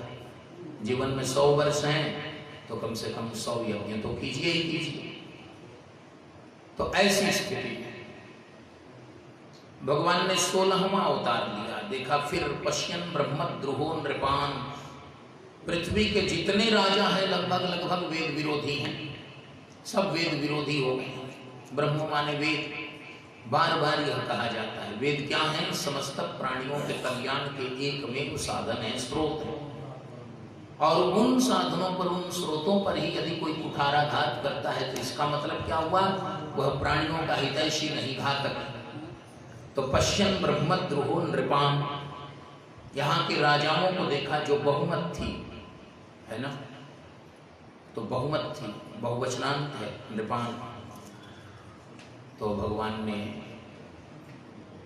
परशुराम का अवतार, 16वीं बार भगवान परशुराम बने।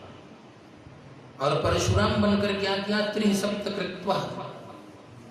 21 बार उन्होंने निक्षत्राम करुणमहि, 21 बार कुपित होकर वैसे दुष्ट राजाओं से पृथ्वी को विरहित कर दिया जो इस पृथ्वी पर वेदों के ऊपर समस्या उत्पन्न कर रहे थे, वेदों का विरोध कर रहे थे। ये हमारा भी, इसमें कोई मिशनरी झील नहीं है, लेकिन ये हमारे जीवन की सार्थकता है कि हम वेद का अधिक से अधिक प्रचार करें और वेदों के अनुकूल आचरण के लायक समाज का माहौल बनाएं। ये हमारी जिम्मेदारी है।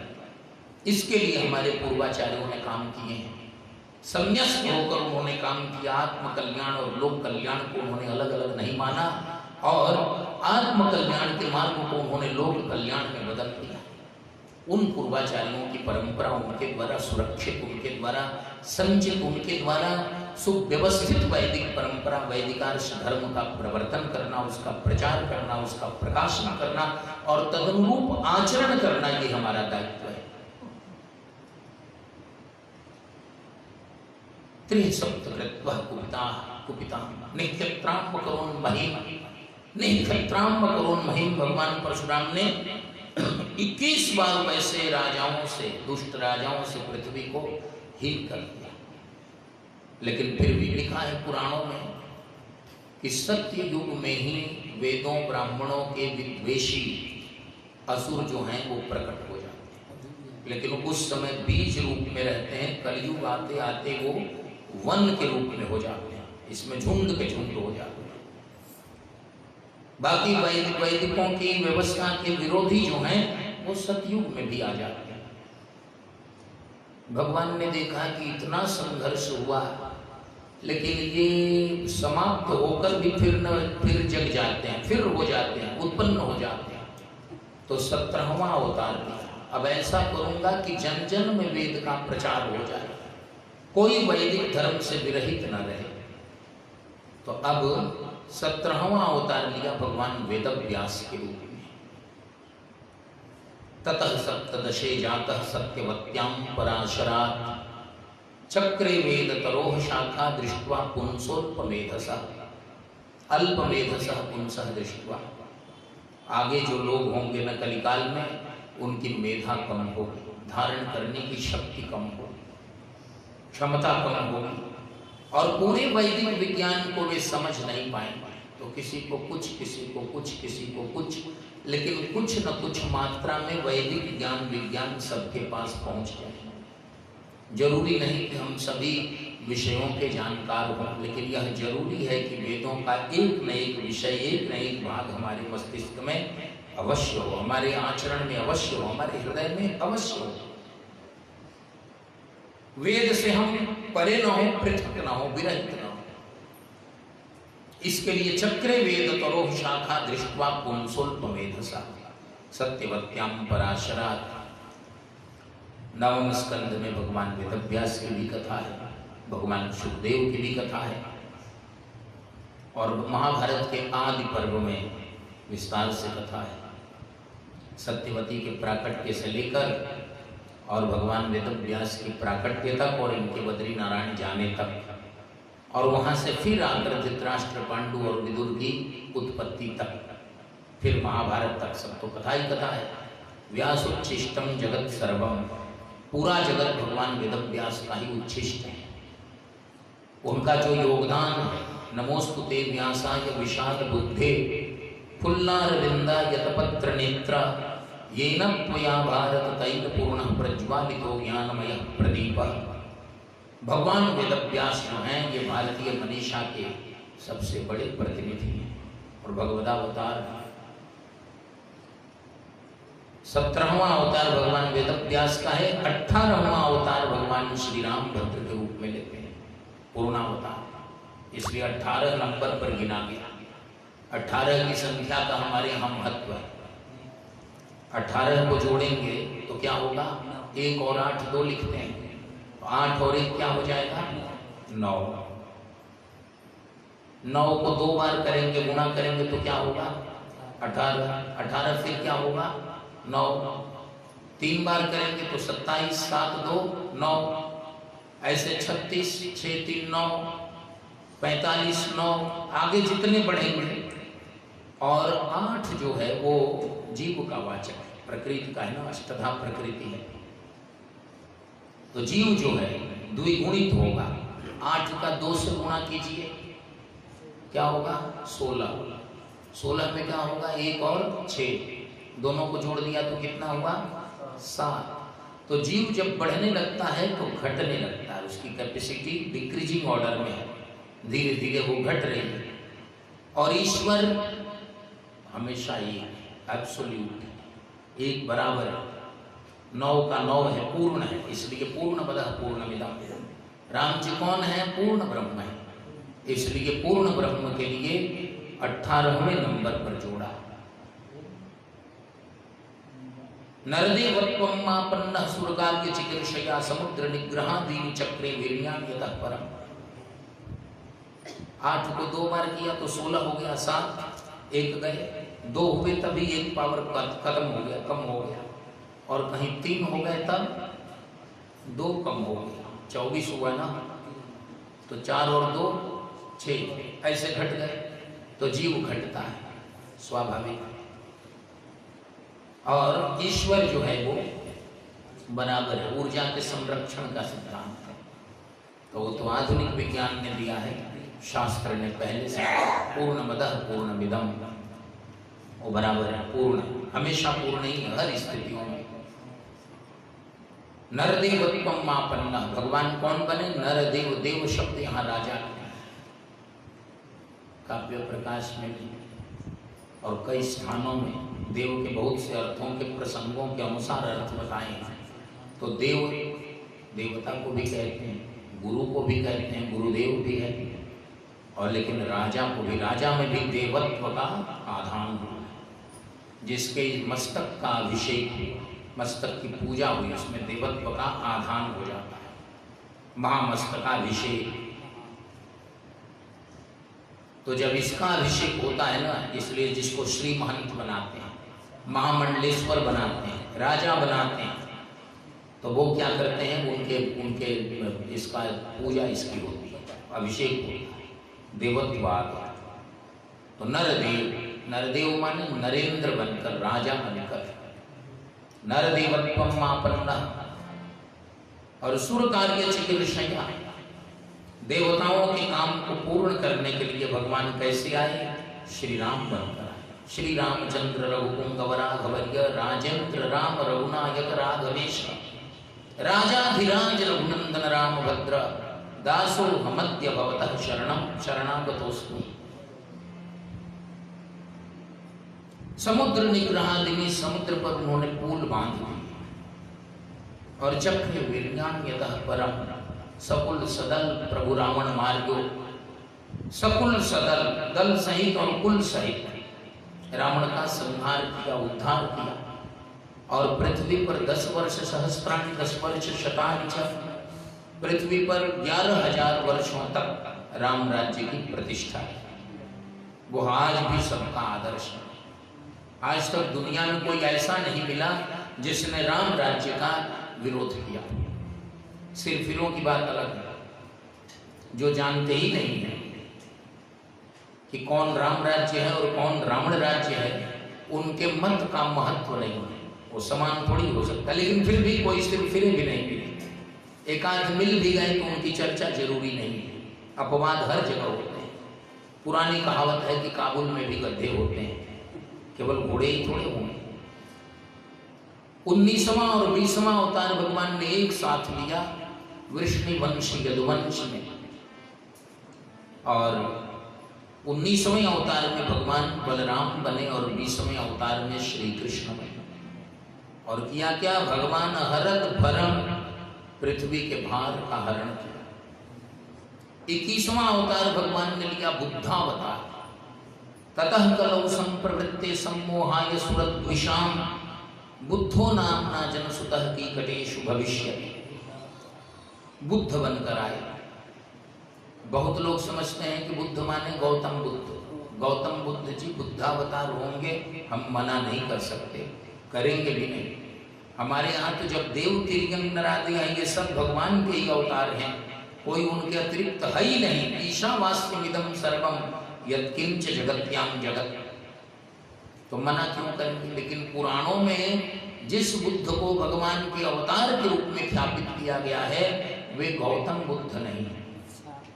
गौतम बुद्ध जी का जन्म नेपाल की तराई में हुआ है, और जो भगवान बुद्ध हैं उनका जन्म लिखा है कीकटेषु भविष्यति।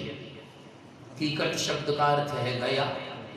भाष्यकार भगवान ने श्री आचार्य श्री श्रीधर स्वामी जी महाराज, जो हमारे पूर्वामनाय श्री गोवर्धन मठपुरी के पूर्वाचार्य हैं, पीठाधीश्वर हैं, श्रीमद जगत गुरु शंकराचार्य भी हैं, और भागवत के सबसे बड़े भाष्यकार हैं आचार्य श्री श्रीधर स्वामी जी महाराज। उन्होंने लिखा है प्रथम स्कंद के भाष्य में कीकटेषु गया प्रदेशे, ऐसा लिखा है गया प्रदेश।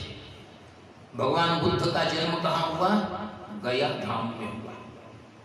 और किस कुल में हुआ? ब्राह्मण कुल में हुआ। ये जो गौतम बुद्ध जी हैं, सिद्धार्थ, उनका जन्म, वो युवराज थे, राजकुमार थे, क्षत्रिय कुल में थे। लेकिन जो असली बुद्ध हैं, मूल बुद्ध का जो अवतार है वो कहाँ हुआ है? ब्राह्मण कुल में, गया में। बुद्धो नामना जनसुतः, भागवत पुराण, भविष्य पुराण, कुछ और पुराणों में भी जहाँ जहाँ बुद्धावतार का वर्णन है, और ततः कलौ संप्रवृत्ते सम्मोहाय सुरत विषाम। बुद्धावतार भगवान ने लिया क्यों? पृथ्वी के जितनी जनसंख्या थी, जो मेजॉरिटी थी, बहुमत, वो सुरत विषाम, देवताओं के द्वेषी थे। देवताओं से, यज्ञों से, वेदों से सहज द्वेष की भावना उनमें थी, जन्मजात। बहुत मुश्किल स्थिति हो गई, क्योंकि जिनसे कल्याण होना है उन्हीं से इन्हें परहेज है, तो ये तो धर्म से सर्वथा विरहित हो जाएंगे। तो उनकी भाषा में ही वैदिक तथ्यों को, उसके कुछ समरी, उसके कुछ सारांश को उनके मस्तिष्क में बैठाने के लिए भगवान बुद्ध बनकर के आए। तुम यदि बौद्धिक हो, लोग कहते हैं कि हम बौद्धिक बात करें, जैसे ये सब अबौद्धिक हो रहा है इस समय। बौद्धिक बौद्धिक बौद्धिक कहते कहते ऐसा हुआ कि संकल्प में छप गया है बौद्धावतारे। होना तो चाहिए बुद्धावतारे ना, लेकिन उन सबों को भी मालूम है कि बुद्धावतार तो बहुत पहले हो गया, उसका बुद्धावतार की एक फोटो भी नहीं है कहीं। और बौद्धावतार जो बुद्ध के बाद, बुद्ध के नाम पर जो उथल पुथल करने वाले बौद्ध आए, जिन्होंने देश को मटियामेट कर दिया, उन बौद्धों के नाम पर जो अवतार हुआ, आज क्या है? हिंदू समाज को तोड़ने की कोशिश हो रही है और वे कह रहे हैं कि हम 9 बौद्ध हैं। बातें कहीं पब्लिकली बोलने लायक। एक कार्यक्रम में मैं गया था अपने मठ का प्रतिनिधि बनकर, उसमें 9 परंपराओं का, आध्यात्मिक परंपराओं का सम्मेलन था नई दिल्ली 2014 की बात।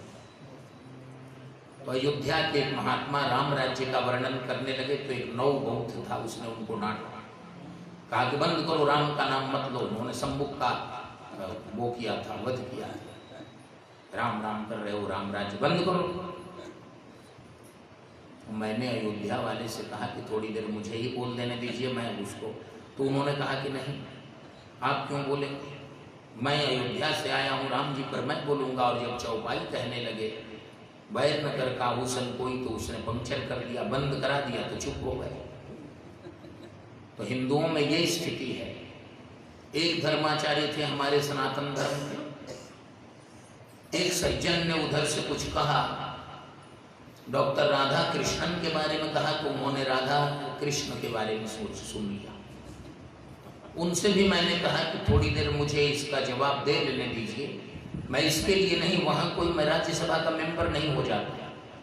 धर्म की बात थी। जो अन्य मत के लोग हैं वो इतने तैयार हैं, भाषाविद हैं, उनके पास तर्क है कि वे सही को गलत सिद्ध कर देते हैं। लेकिन हमारे यहाँ से जो हमारे प्रतिनिधि हैं, वे स्वयं तैयार भी नहीं हैं और सुनने समझने को भी तैयार नहीं है और लाचार हैं, उत्तर नहीं दे सकते। हमारे पास वहाँ बोलने का अवसर नहीं, हमने जो कहना था कहा, तो इसी से कहा कि सिर्फ फिरे हैं। ऐसे भी हैं। 9 बौद्ध के नाम पर आज क्या है, समाज को विखंडित करने की कोशिश हो रही है और ये बड़ी भयानक कोशिश है। मैं अपील करता हूँ, यहाँ से ये हमारा सार्वजनिक कार्यक्रम लाइव है, मैं अपील करता हूँ, यदि वाकई आप दलित हितों के पैरोकार हैं, 9 बौद्ध हैं, तो आप भारत के बाहर के देशों में जाकर, जहाँ हिंदुओं का, वंचित हिंदुओं का, दलित हिंदुओं का उत्पीड़न हो रहा है, उनकी रक्षा कीजिए, हम आपका साथ देंगे। ऐसा शिगुफा उड़ाया गया कि ब्राह्मणवाद का विरोध है, जैसे पूरी दुनिया में ब्राह्मणवाद हो। अरे ब्राह्मणवाद तो केवल भारत में था, वो भी नहीं है, यहाँ ब्राह्मणवाद है क्या? आज की तारीख में ब्राह्मण नाम मात्र से ही किसी भी राजनीतिक पद प्रतिष्ठा के लिए सर्वथा अनुपयुक्त सिद्ध हो गए हैं। आज की तारीख में यदि ब्राह्मण है तो पॉलिटिकली अनफिट है, ये can not be CM PM and so on, वो नहीं हो सकता। और ब्राह्मणवाद कहाँ है? बगल में अफगानिस्तान में जो हो रहा है मुल्लावाद, पाकिस्तान में जो हो रहा है, ईरान में हो रहा है, इराक में हो रहा है, उस पर ध्यान दो। दुनिया के कितने देश मुस्लिम देश हैं, कितने देश ईसाई देश हैं, और उनके यहाँ पोपवाद हो रहा है, बिशपवाद हो रहा है, चर्चों में जो कुछ हो रहा है, जो उसके इतिहास आए हैं, मीडिया में जो खबरें छपी हैं उस पर ध्यान नहीं है, और कोई वाद ही नहीं है ब्राह्मणवाद, उसका इतना दुष्प्रचार। ब्राह्मण कोई वाद नहीं। और ब्राह्मणवाद के बाद एक शब्द जोड़ दिया, मनुवाद। ये मनुवाद क्या है? भगवान मनु जो है वो पृथ्वी के पहले राजा हैं, ब्राह्मण नहीं है। और मनु का जो ब्राह्मण है, वैदिक ब्राह्मण जो है, उस ब्राह्मण की स्थिति क्या है? आचार्य द्रोण का इकलौता पुत्र अश्वत्थामा, पीने के लिए दूध नहीं, किसी पड़ोसन ने तरस खाकर और कच्चे आटे का घोल दिया, उसकी माँ ने उसे पिलाया। ये ब्राह्मणवाद। इतना त्याग करके, इतना संघर्ष करके, इतनी तपस्या करके इस धर्म और इस देश की रक्षा की है, गंगा की रक्षा की है, वेद की रक्षा की है, तब आज लाखों लोग जो है इसका लाभ ले रहे हैं। तीर्थों से लाभ किसको हो रहा है? ब्राह्मणों को लाभ हो रहा है क्या? ये जो व्यापार हो रहे हैं तीर्थों में बड़े बड़े, किसको लाभ हो रहा है? सरकार सभी मंदिरों में घुस रही है, गंगा से कमाई कर रही है, क्यों? और बचाए ये किसके हैं, बुलाए किसके हैं? इनकी महिमा का ख्यापन किसने किया है? ब्राह्मणों ने। जिस ब्राह्मणवाद और मनुवाद से तुम्हें परहेज है, उनकी कमाई तुम ले रहे हो। और आज भी ब्राह्मणवाद और मनुवाद इसी के लिए है कि देश, धर्म और संस्कृति बचे दिशाहीन तत्वों के द्वारा। लेकिन ये बहुत बड़ी साजिश है, इसे केवल दिशाहीन नहीं कहेंगे, ये दिशाहीन करने वाले तत्व हैं। इनकी बड़ी सोची समझी, वेल थॉट कंस्पिरेसी है कि इस देश को कैसे बर्बाद करना, और बर्बाद करने के लिए वो ऐसा कर रहे हैं। तो ऐसी स्थिति में बुद्धो नामना जनसुतः की कटेशु भविष्यति।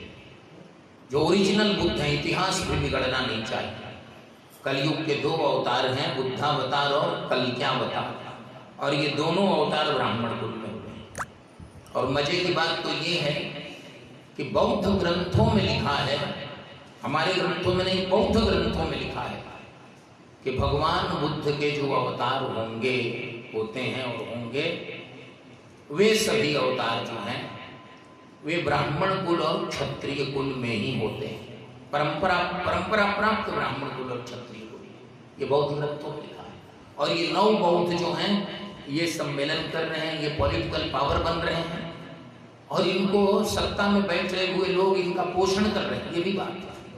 हिंदुत्व के नाम पर थंपिंग मेजॉरिटी जिनको मिली है, वे भी यूपी हो और राज्य हो, बिहार हो, यहाँ जातीय तत्वों का पोषण कर रहे हैं।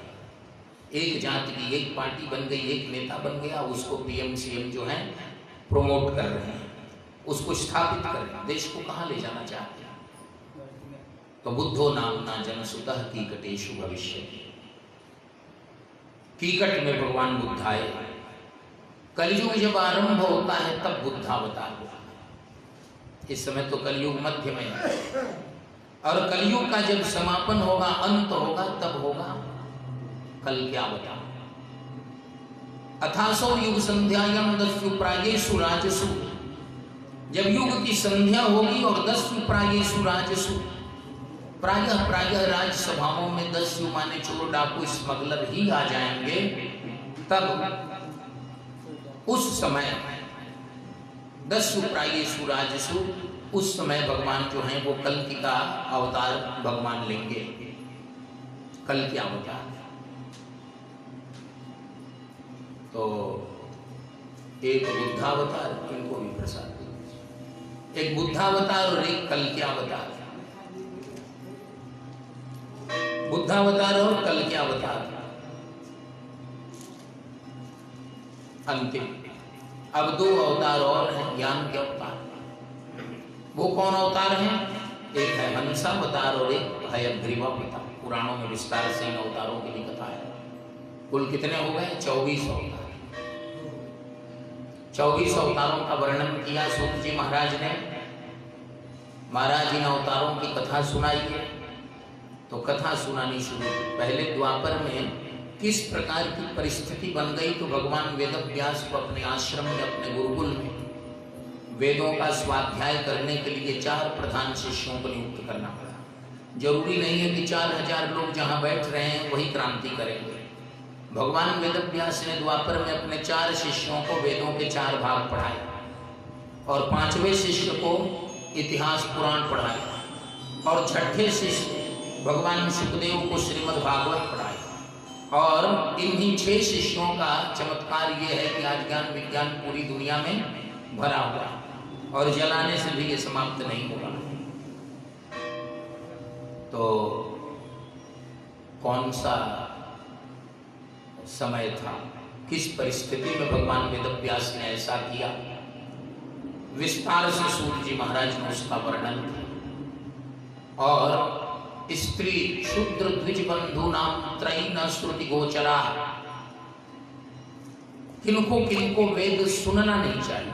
कोई अधिकारी अनधिकारी की बात नहीं है, लेकिन किसको सुनना है। अब मुझे बुखार है, कोई कहे कि भाई आपको ठंडे में नहीं रहना है, अब हम कहेंगे वाह साहब ये तो बड़ा अन्याय है, आप ठंडे में रहेंगे हम नहीं रहेंगे, तो रहो। बुखार है अभी ठंडे में रहो, काला जार हो जाएगा, डेंगू हो जाएगा, कुछ और हो जाएगा, बाद में दोष मत देना। किसको कहां रहना है ये उसके हित के लिए तय किया गया है। एक तो ये बात है, क्या वेदों की सामग्री से उन्हें वंचित किया गया? कहा नहीं।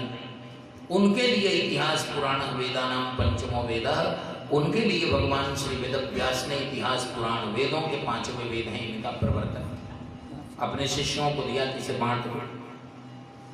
जिनको जिनको सीधे सीधे वेद नहीं सुनना है, सुनने की पात्रता नहीं है, कई प्रकार की शारीरिक और वर्क प्लेस की दृष्टि से, काम की दृष्टि से, वो कैसे सुनेंगे? अब जैसे धोती पहनकर ही, आसन पर बैठकर ही, शिखा बंधन करके, आचमन करके ही व्याकरण पढ़ने का अधिकार है, वेदांग है वो, है ना। अब जमाना अलग है कि जींस पहनकर भी पूजा हो रही है क्या, लेकिन अधिकार तो नहीं है। इस समय जींस पहनकर भी पूजा हो रही है, अधिकार नहीं, अधिकार है धोती में ही पूजा करने। तो जो नियम है, तो फिर मान लीजिए जींस वालों का क्या हो, कहा वो वेद नहीं सुनेंगे, पुराण सुनेंगे, पुराणों के लिए है।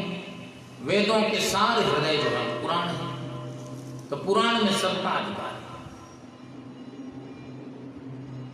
महाराज सारे पुराण, 17 पुराण भगवान वेदव्यास ने लिखे, इतिहास के रूप में महाभारत लिखा, सब कुछ किया।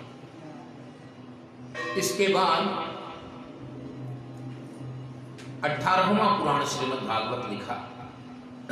18वें पुराण की लिखने की जरूरत क्यों पड़ी? 17 पुराणों से काम नहीं हुआ। क्यों नहीं हुआ? क्योंकि 17 पुराण और महाभारत लिखने के बाद भी भगवान वेदव्यास का मन उद्विग्न हो गया। शम्याप्रास उनके आश्रम का नाम है, सरस्वती नदी के तट पर। उस सरस्वती नदी के तट पर शम्याप्रास आश्रम में भगवान वेदव्यास विराजमान है, और उनकी आंखों के सामने तमाम ग्रंथों के प्रचार प्रसार के बावजूद और इस पृथ्वी पर निर्दोष वीरों का खून बह गया, कुरुक्षेत्र की मिट्टी लाल हो गई।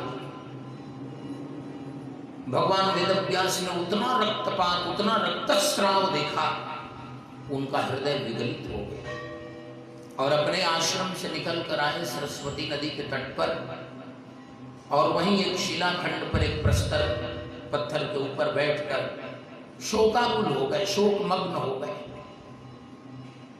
जब देवर्षि नारद जी को शोक होने लगा तो भगवान वेदव्यास को शोक होने लगा, तो देवर्षि नारद जी आ गए, और देवर्षि नारद जी ने भगवान वेदव्यास को सत्संग का लाभ दिया।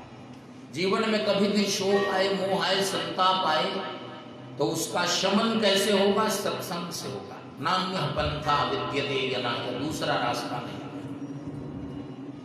रास्ता एक ही है, वह रास्ता है सत्संग। नारद जी ने सत्संग का लाभ दिया और समझाया। कहा महाराज आपको तो पहली बार शोक हो रहा है ना? कहा हाँ, इतना बड़ा शोक तो पहली ही बार हुआ है। ये भयंकर समस्या आ गई, महाभारत युद्ध हुआ, अब तो शोक तो होना ही होना था।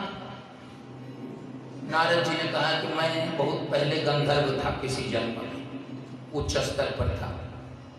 हम तो ऊपर चले जाते हैं तो समझते हैं कि यहाँ से नीचे आना ही नहीं है, लेकिन यहाँ तो हमेशा हर समय मूल्यांकन हो रहा है।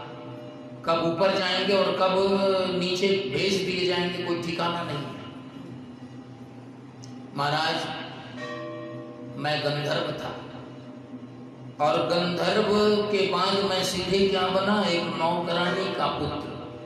मेरी माँ दूसरे के घर में काम करती थी और मैं उसका पुत्र बना। इतना ही अंतर था कि मेरी माँ जो है वो किसी वेदवादी ब्राह्मण के यहाँ दासी का काम करती थी।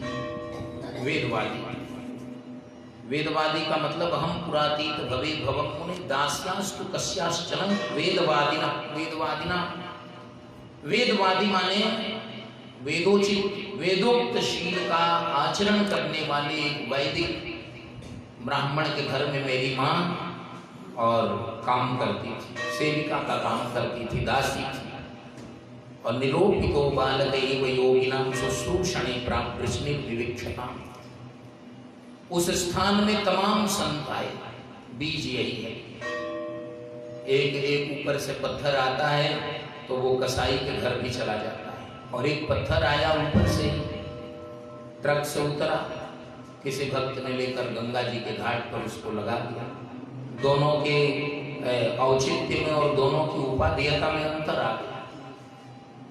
एक लोहा वहां है, एक लोहा यहाँ है ना, अंतर आ गया ना।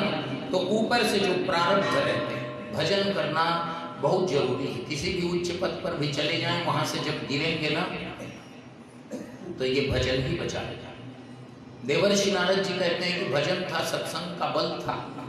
उसका परिणाम क्या हुआ, मैं वैदिक ब्राह्मण के यहाँ काम करने वाली नौकरानी का पुत्र बना, और मेरी माँ मुझे लेकर जाती थी। कल मैंने निवेदन किया था कि जहाँ ब्राह्मण न हो, भगवान के भक्त न हो, आचार्य न हो, संत न हो, श्री वैष्णव न हो, वह स्थान श्मशान होता है। और जहाँ ये हो वही वैकुंठ होता है। जहाँ ये हो वो वैकुंठ है। मेरी माँ ने मुझे रख दिया और अपना काम करती थी। रोज का क्रम था, मैं धीरे धीरे बड़ा हो गया। वहाँ चातुर्मास व्रत करने दिगंत से संत महात्मा पधारे। उन संतों को मैंने देखा, दर्शन किया। सबसे पहले तो दर्शन का फल होता है। हम किसका दर्शन करते हैं? किसी क्रिमिनल का, हिस्ट्री शीटर का दर्शन करते हैं ना, आत्मा कांप जाती है, सिहर जाती है। और किसी भगवान के पार्षद का दर्शन करते हैं, किसी भजनानंदी का दर्शन करते हैं तो आत्मा को अतिशय प्रसन्नता होती है। किसी विद्वान का दर्शन करते हैं तो आत्मा में विशेष गर्वानुभूति होती है, गौरव की भावना। गुरु के दर्शन से गुरुता आती है, संत के दर्शन से साधुता आती है, बदमाशों के दर्शन से हमारे भीतर विकृति बढ़ जाती है, रोग बढ़ जाते हैं।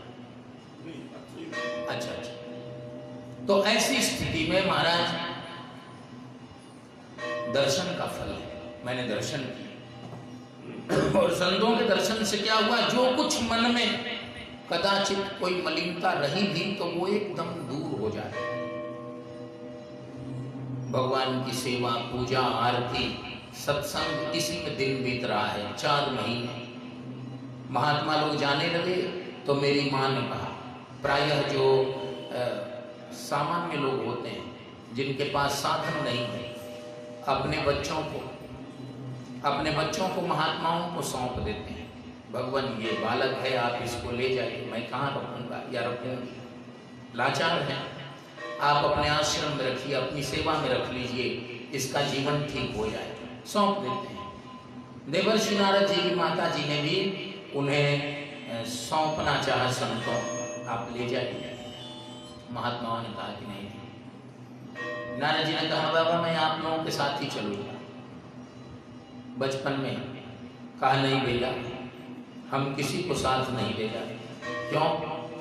कहा, इसलिए कि तुम्हारी माता जी के केवल तुम ही हो, और तुम्हारे ऊपर तुम्हारी माता जी का दायित्व है। जब तक इनका शरीर है तब तक इनकी सेवा करने का दायित्व तुम्हारा है, तो तुम इनकी सेवा करो। जब इनका शरीर पूरा हो जाए तो हमारे साथ जाने की जरूरत नहीं है, साथ तो वो जाते हैं। अरे तुम्हारे साथ उनकी कृपा है, तुम भगवान का ये मंत्र ले लो। एक मंत्र बता दिया, उस मंत्र को भागवत में वासुदेव गायत्री कहते हैं। और इस मंत्र को लेकर इसका तुम विधि पूर्वक अनुसंधान करो, इसी का जप करो। नमो भगवते तुभ्यं वासुदेवाय धीमहि प्रद्युम्नाय निरुद्धाय नमः संकर्षणाय च इति मूर्त्याभिधानेन मंत्र मूर्तिम मूर्तिकम। ये मंत्र है, इसका ध्यान करो। रस रहस्य बता दिया। यजते यज्ञ पुरुषम स सम्यक दर्शन पुमान, और भगवान यज्ञ पुरुष का यजन करो। नारद जी की माता जी का शरीर कालक्रम से पूरा हो गया, होना ही है, संसार है, यहाँ बनना और बिगड़ना लगा रहता है, और शरीर का भी आना और जाना तय है, चलता रहता है। तो कालक्रम से एक दिन जीवन की संध्या है, वैसे ही ये दिन की संध्या। और इसी में एक काले सर्प में नारद जी की माता जी गाय से दूध निकाल रही थी। संध्या में गोदोहन लोग करते हैं, तो गाय जो है वो संसार है, और दिन की संध्या जो है वो जीवन की संध्या है। और संसार की गाय से हम दूध कुछ न कुछ लाभ लोभ के फेरे में अभी भी पड़े हुए, अंत में भी पड़े रहते हैं कि चलो कितना भी। एक सज्जन पूछ रहे थे कि मेरी आयु जो है वो 78 पूरी हो रही, बहुत जल्दी 80 हो जाएगी। हमने कहा तो आप खुश क्यों हो रहे हैं? कहा इसके बाद मेरी पेंशन बढ़ जाएगी। उनके मन में ये भाव है 80 हो जाए तो पेंशन बढ़ जाए। हमने कहा पेंशन बढ़ेगी ठीक है, टेंशन बढ़ने का चक्कर आपको लगता है? कहा नहीं, सारा टेंशन जो है वो जिसके पास पेंशन है उसके पास टेंशन नहीं है, सीधी सी बात है। तो ऐसी स्थिति में जीवन के अंत तक हम कुछ न कुछ निकालते रहते हैं, और यहां से जाना है इस विषय में कोई तैयारी हमारी नहीं है। जाने की भी तैयारी रखनी चाहिए, क्योंकि कभी भी जाना पड़ सकता है, कोई ठिकाना नहीं है कब किसको बुला दे, उसकी मर्जी। और वहां की कोई तैयारी ही नहीं तो फिर धोखा हो जाएगा। महात्मा लोग चले गए, इधर नारद जी की माता जी को काला सर्प ही काल है, उसने छू दिया, मामला गड़बड़ हो गया। नारद जी ने जो औषधि कृत्य हैं, शरीर पूरे हों तो उसके बाद के कृत्य हैं वो भी करना है, वो सब पहले कर चुका हूँ धुंधुकार इत्यादि के प्रकरण।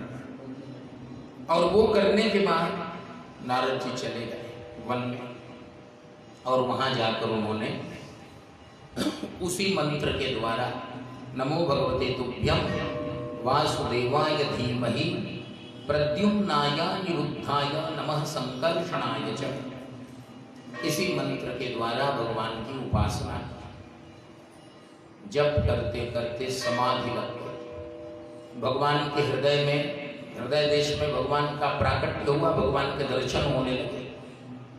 और उसके बाद नारद जी इतने प्रसन्न हो गए, कई वर्ष बीत गए, 1000 लाख वर्ष भगवान के हृदय से भगवान की मूर्ति अंतर्हित हो गई, और बाहर भगवान प्रकट हुए। नारद जी ने आकुल व्याकुल होकर आंखें खोली तो देखा भगवान सामने है। भगवान ने कहा तुम्हारा शूद्र शरीर था, लेकिन जो सिद्धि तुम्हें मिली यह ब्राह्मण शरीर में भी नहीं मिली, ये है फल, किसी के लिए बात नहीं है। लेकिन थ्रू द प्रॉपर चैनल, किस माध्यम से किस सिद्धि तक पहुंचना है, ये है संतों से, महात्माओं से, ब्राह्मणों से द्रोह रखने पर सिद्धि कहां से मिलेगी? चलो कोई बात नहीं, तुम्हें ये सिद्धि मिल गई, लेकिन समय आने, अब कालक्रम से अनायास ये शरीर पूरा हो जाएगा, और समय आने पर तुम मेरे अवतार के रूप में प्रकट हो। लोक पितामह श्री ब्रह्मा जी के मानस पुत्र होकर तुम प्रकट हो, और संसार का तुम कल्याण करो। नारद जी बड़े प्रसन्न हुए। नारद जी ने भगवान वेदव्यास से कहा कि भगवान मैं ब्रह्मा जी का पुत्र बना, भगवान का अवतार बना, फिर भी मेरा मन बड़ा उद्विग्न रहता था।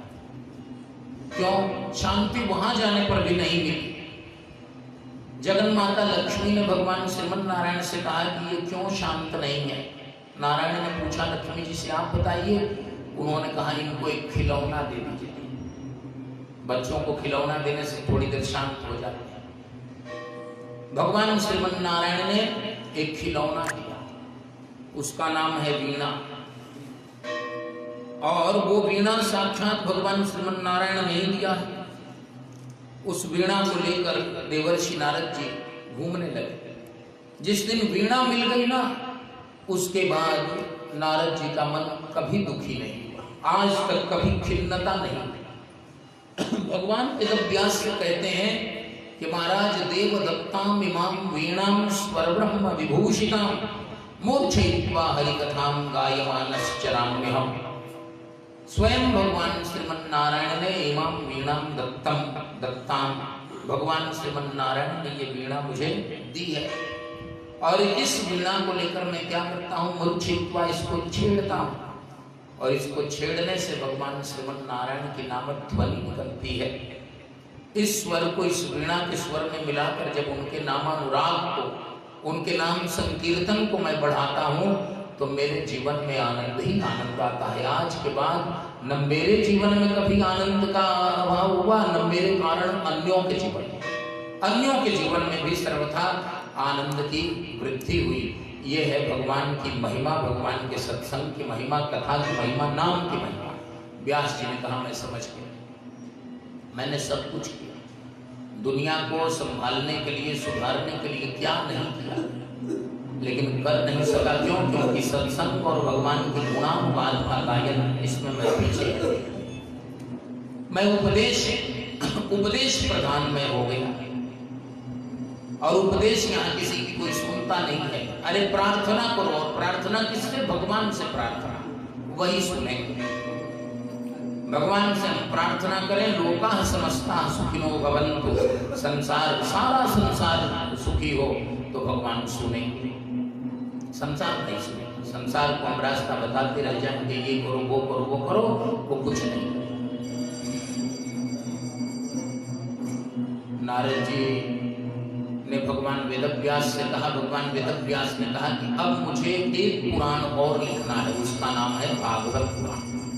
उसमें केवल भजन, केवल भगवान की उपासना, केवल भगवान के नामानुराग की वृद्धि के उपाय, केवल भगवान की गुणानुवाद, यही रहेंगे। लेकिन भागवत शुरू कहां से करें? तो महाभारत जहां से समाप्त हुआ है। अश्वत्थामा के द्वारा द्रौपदी के 5 पुत्र रात्रि में सोई अवस्था में मार दिए गए। महात्मा लोग कहते हैं कि अश्वत्थामा जी जो हैं वो ऋषि हैं, ऋषि पुत्र हैं, द्रोणाचार्य जी के पुत्र हैं। और ऋषि भी अगले कल्प में सप्तर्षि मंडल में शामिल होंगे।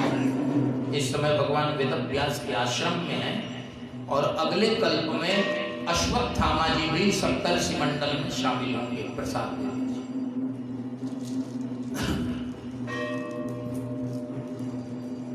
तो ऐसी स्थिति में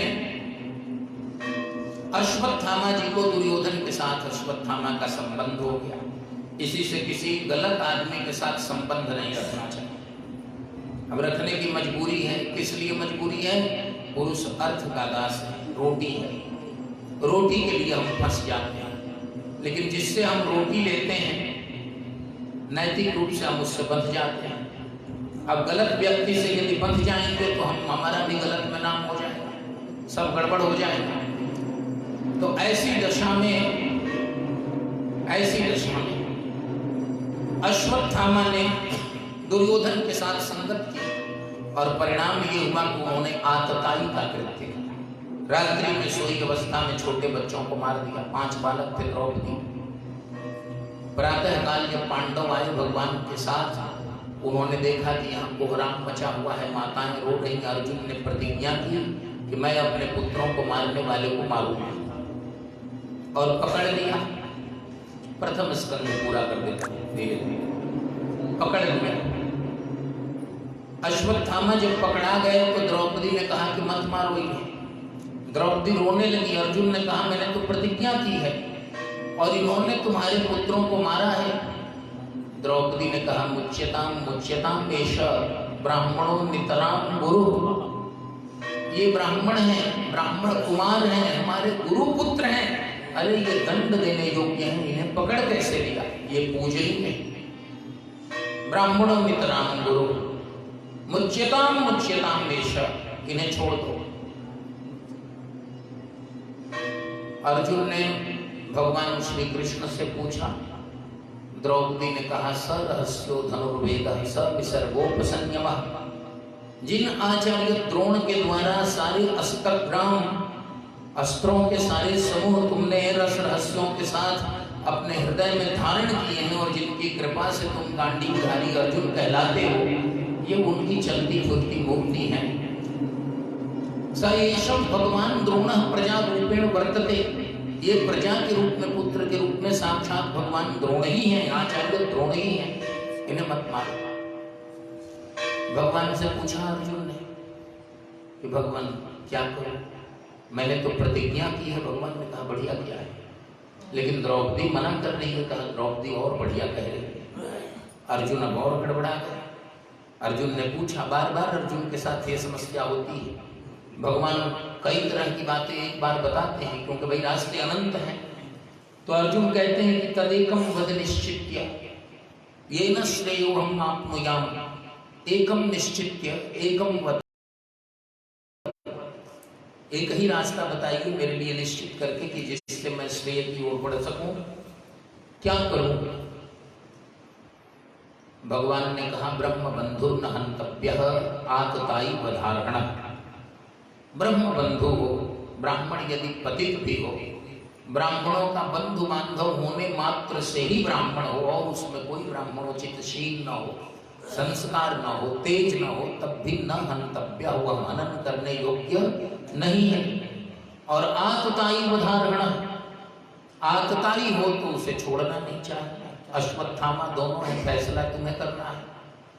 अर्जुन ने कहा फिर मामला यही हो गया, अब क्या होगा? तो भगवान श्री कृष्ण ने कहा कि जिनको मार नहीं सकते उनका अपमान करते हैं।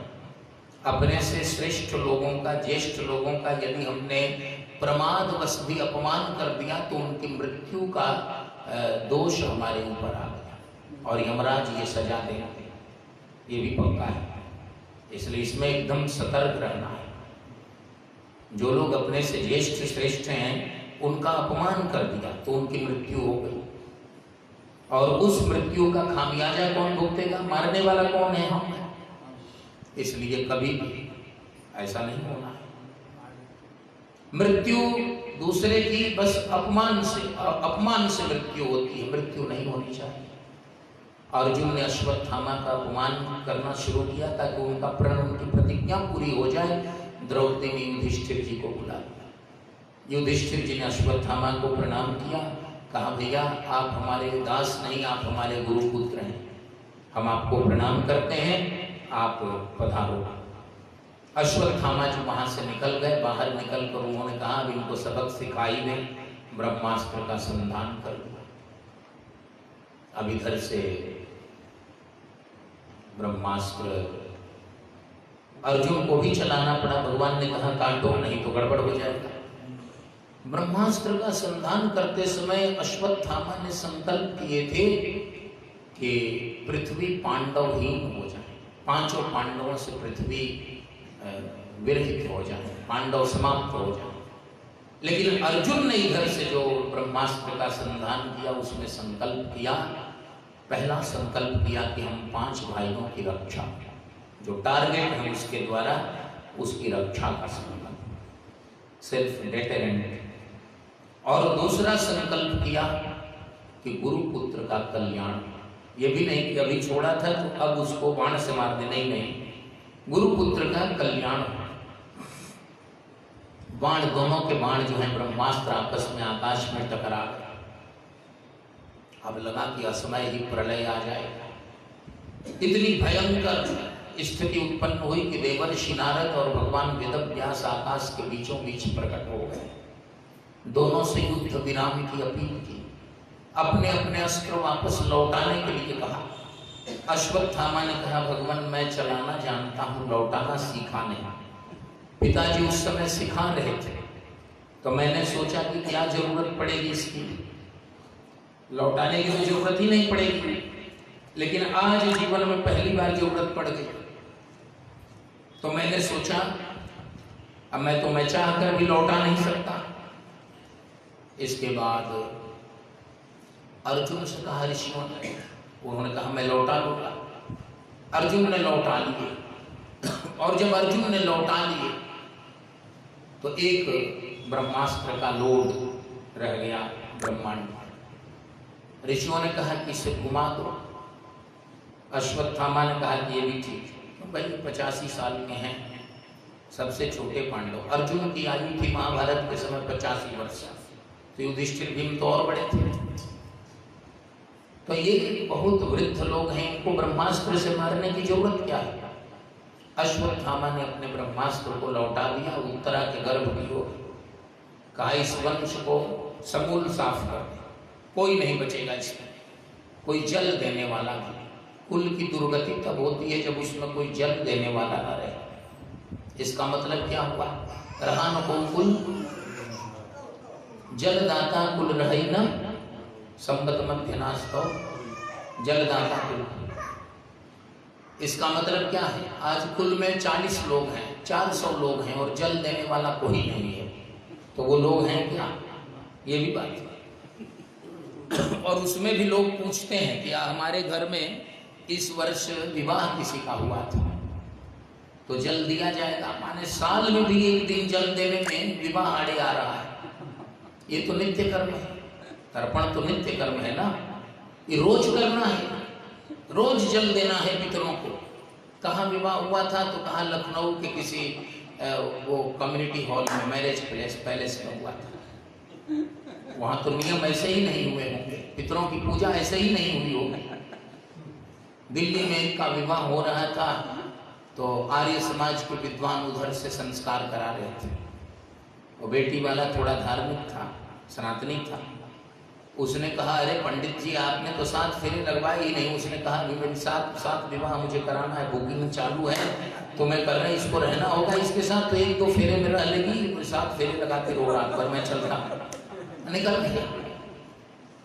तो जब वहां 7 फेरे नहीं लग रहे हैं तो तुम्हारे पितरों का आवाहन और पूजन कौन कर रहा है?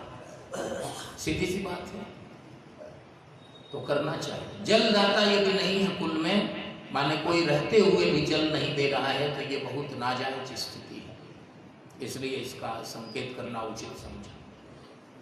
देव पितृ कार्य में प्रमाद न हो। अश्वत्थामा के बाण आ गए उत्तरा के सूतिका गृह की ओर। उत्तरा के गर्भ में अभिमन्यु का तेज पल रहा है, और उत्तरा देवी जो है बहुत आशाएं हैं, क्योंकि बहुत अल्प आयु में ही, टेंडर एज में ही उसका पति मारा गया।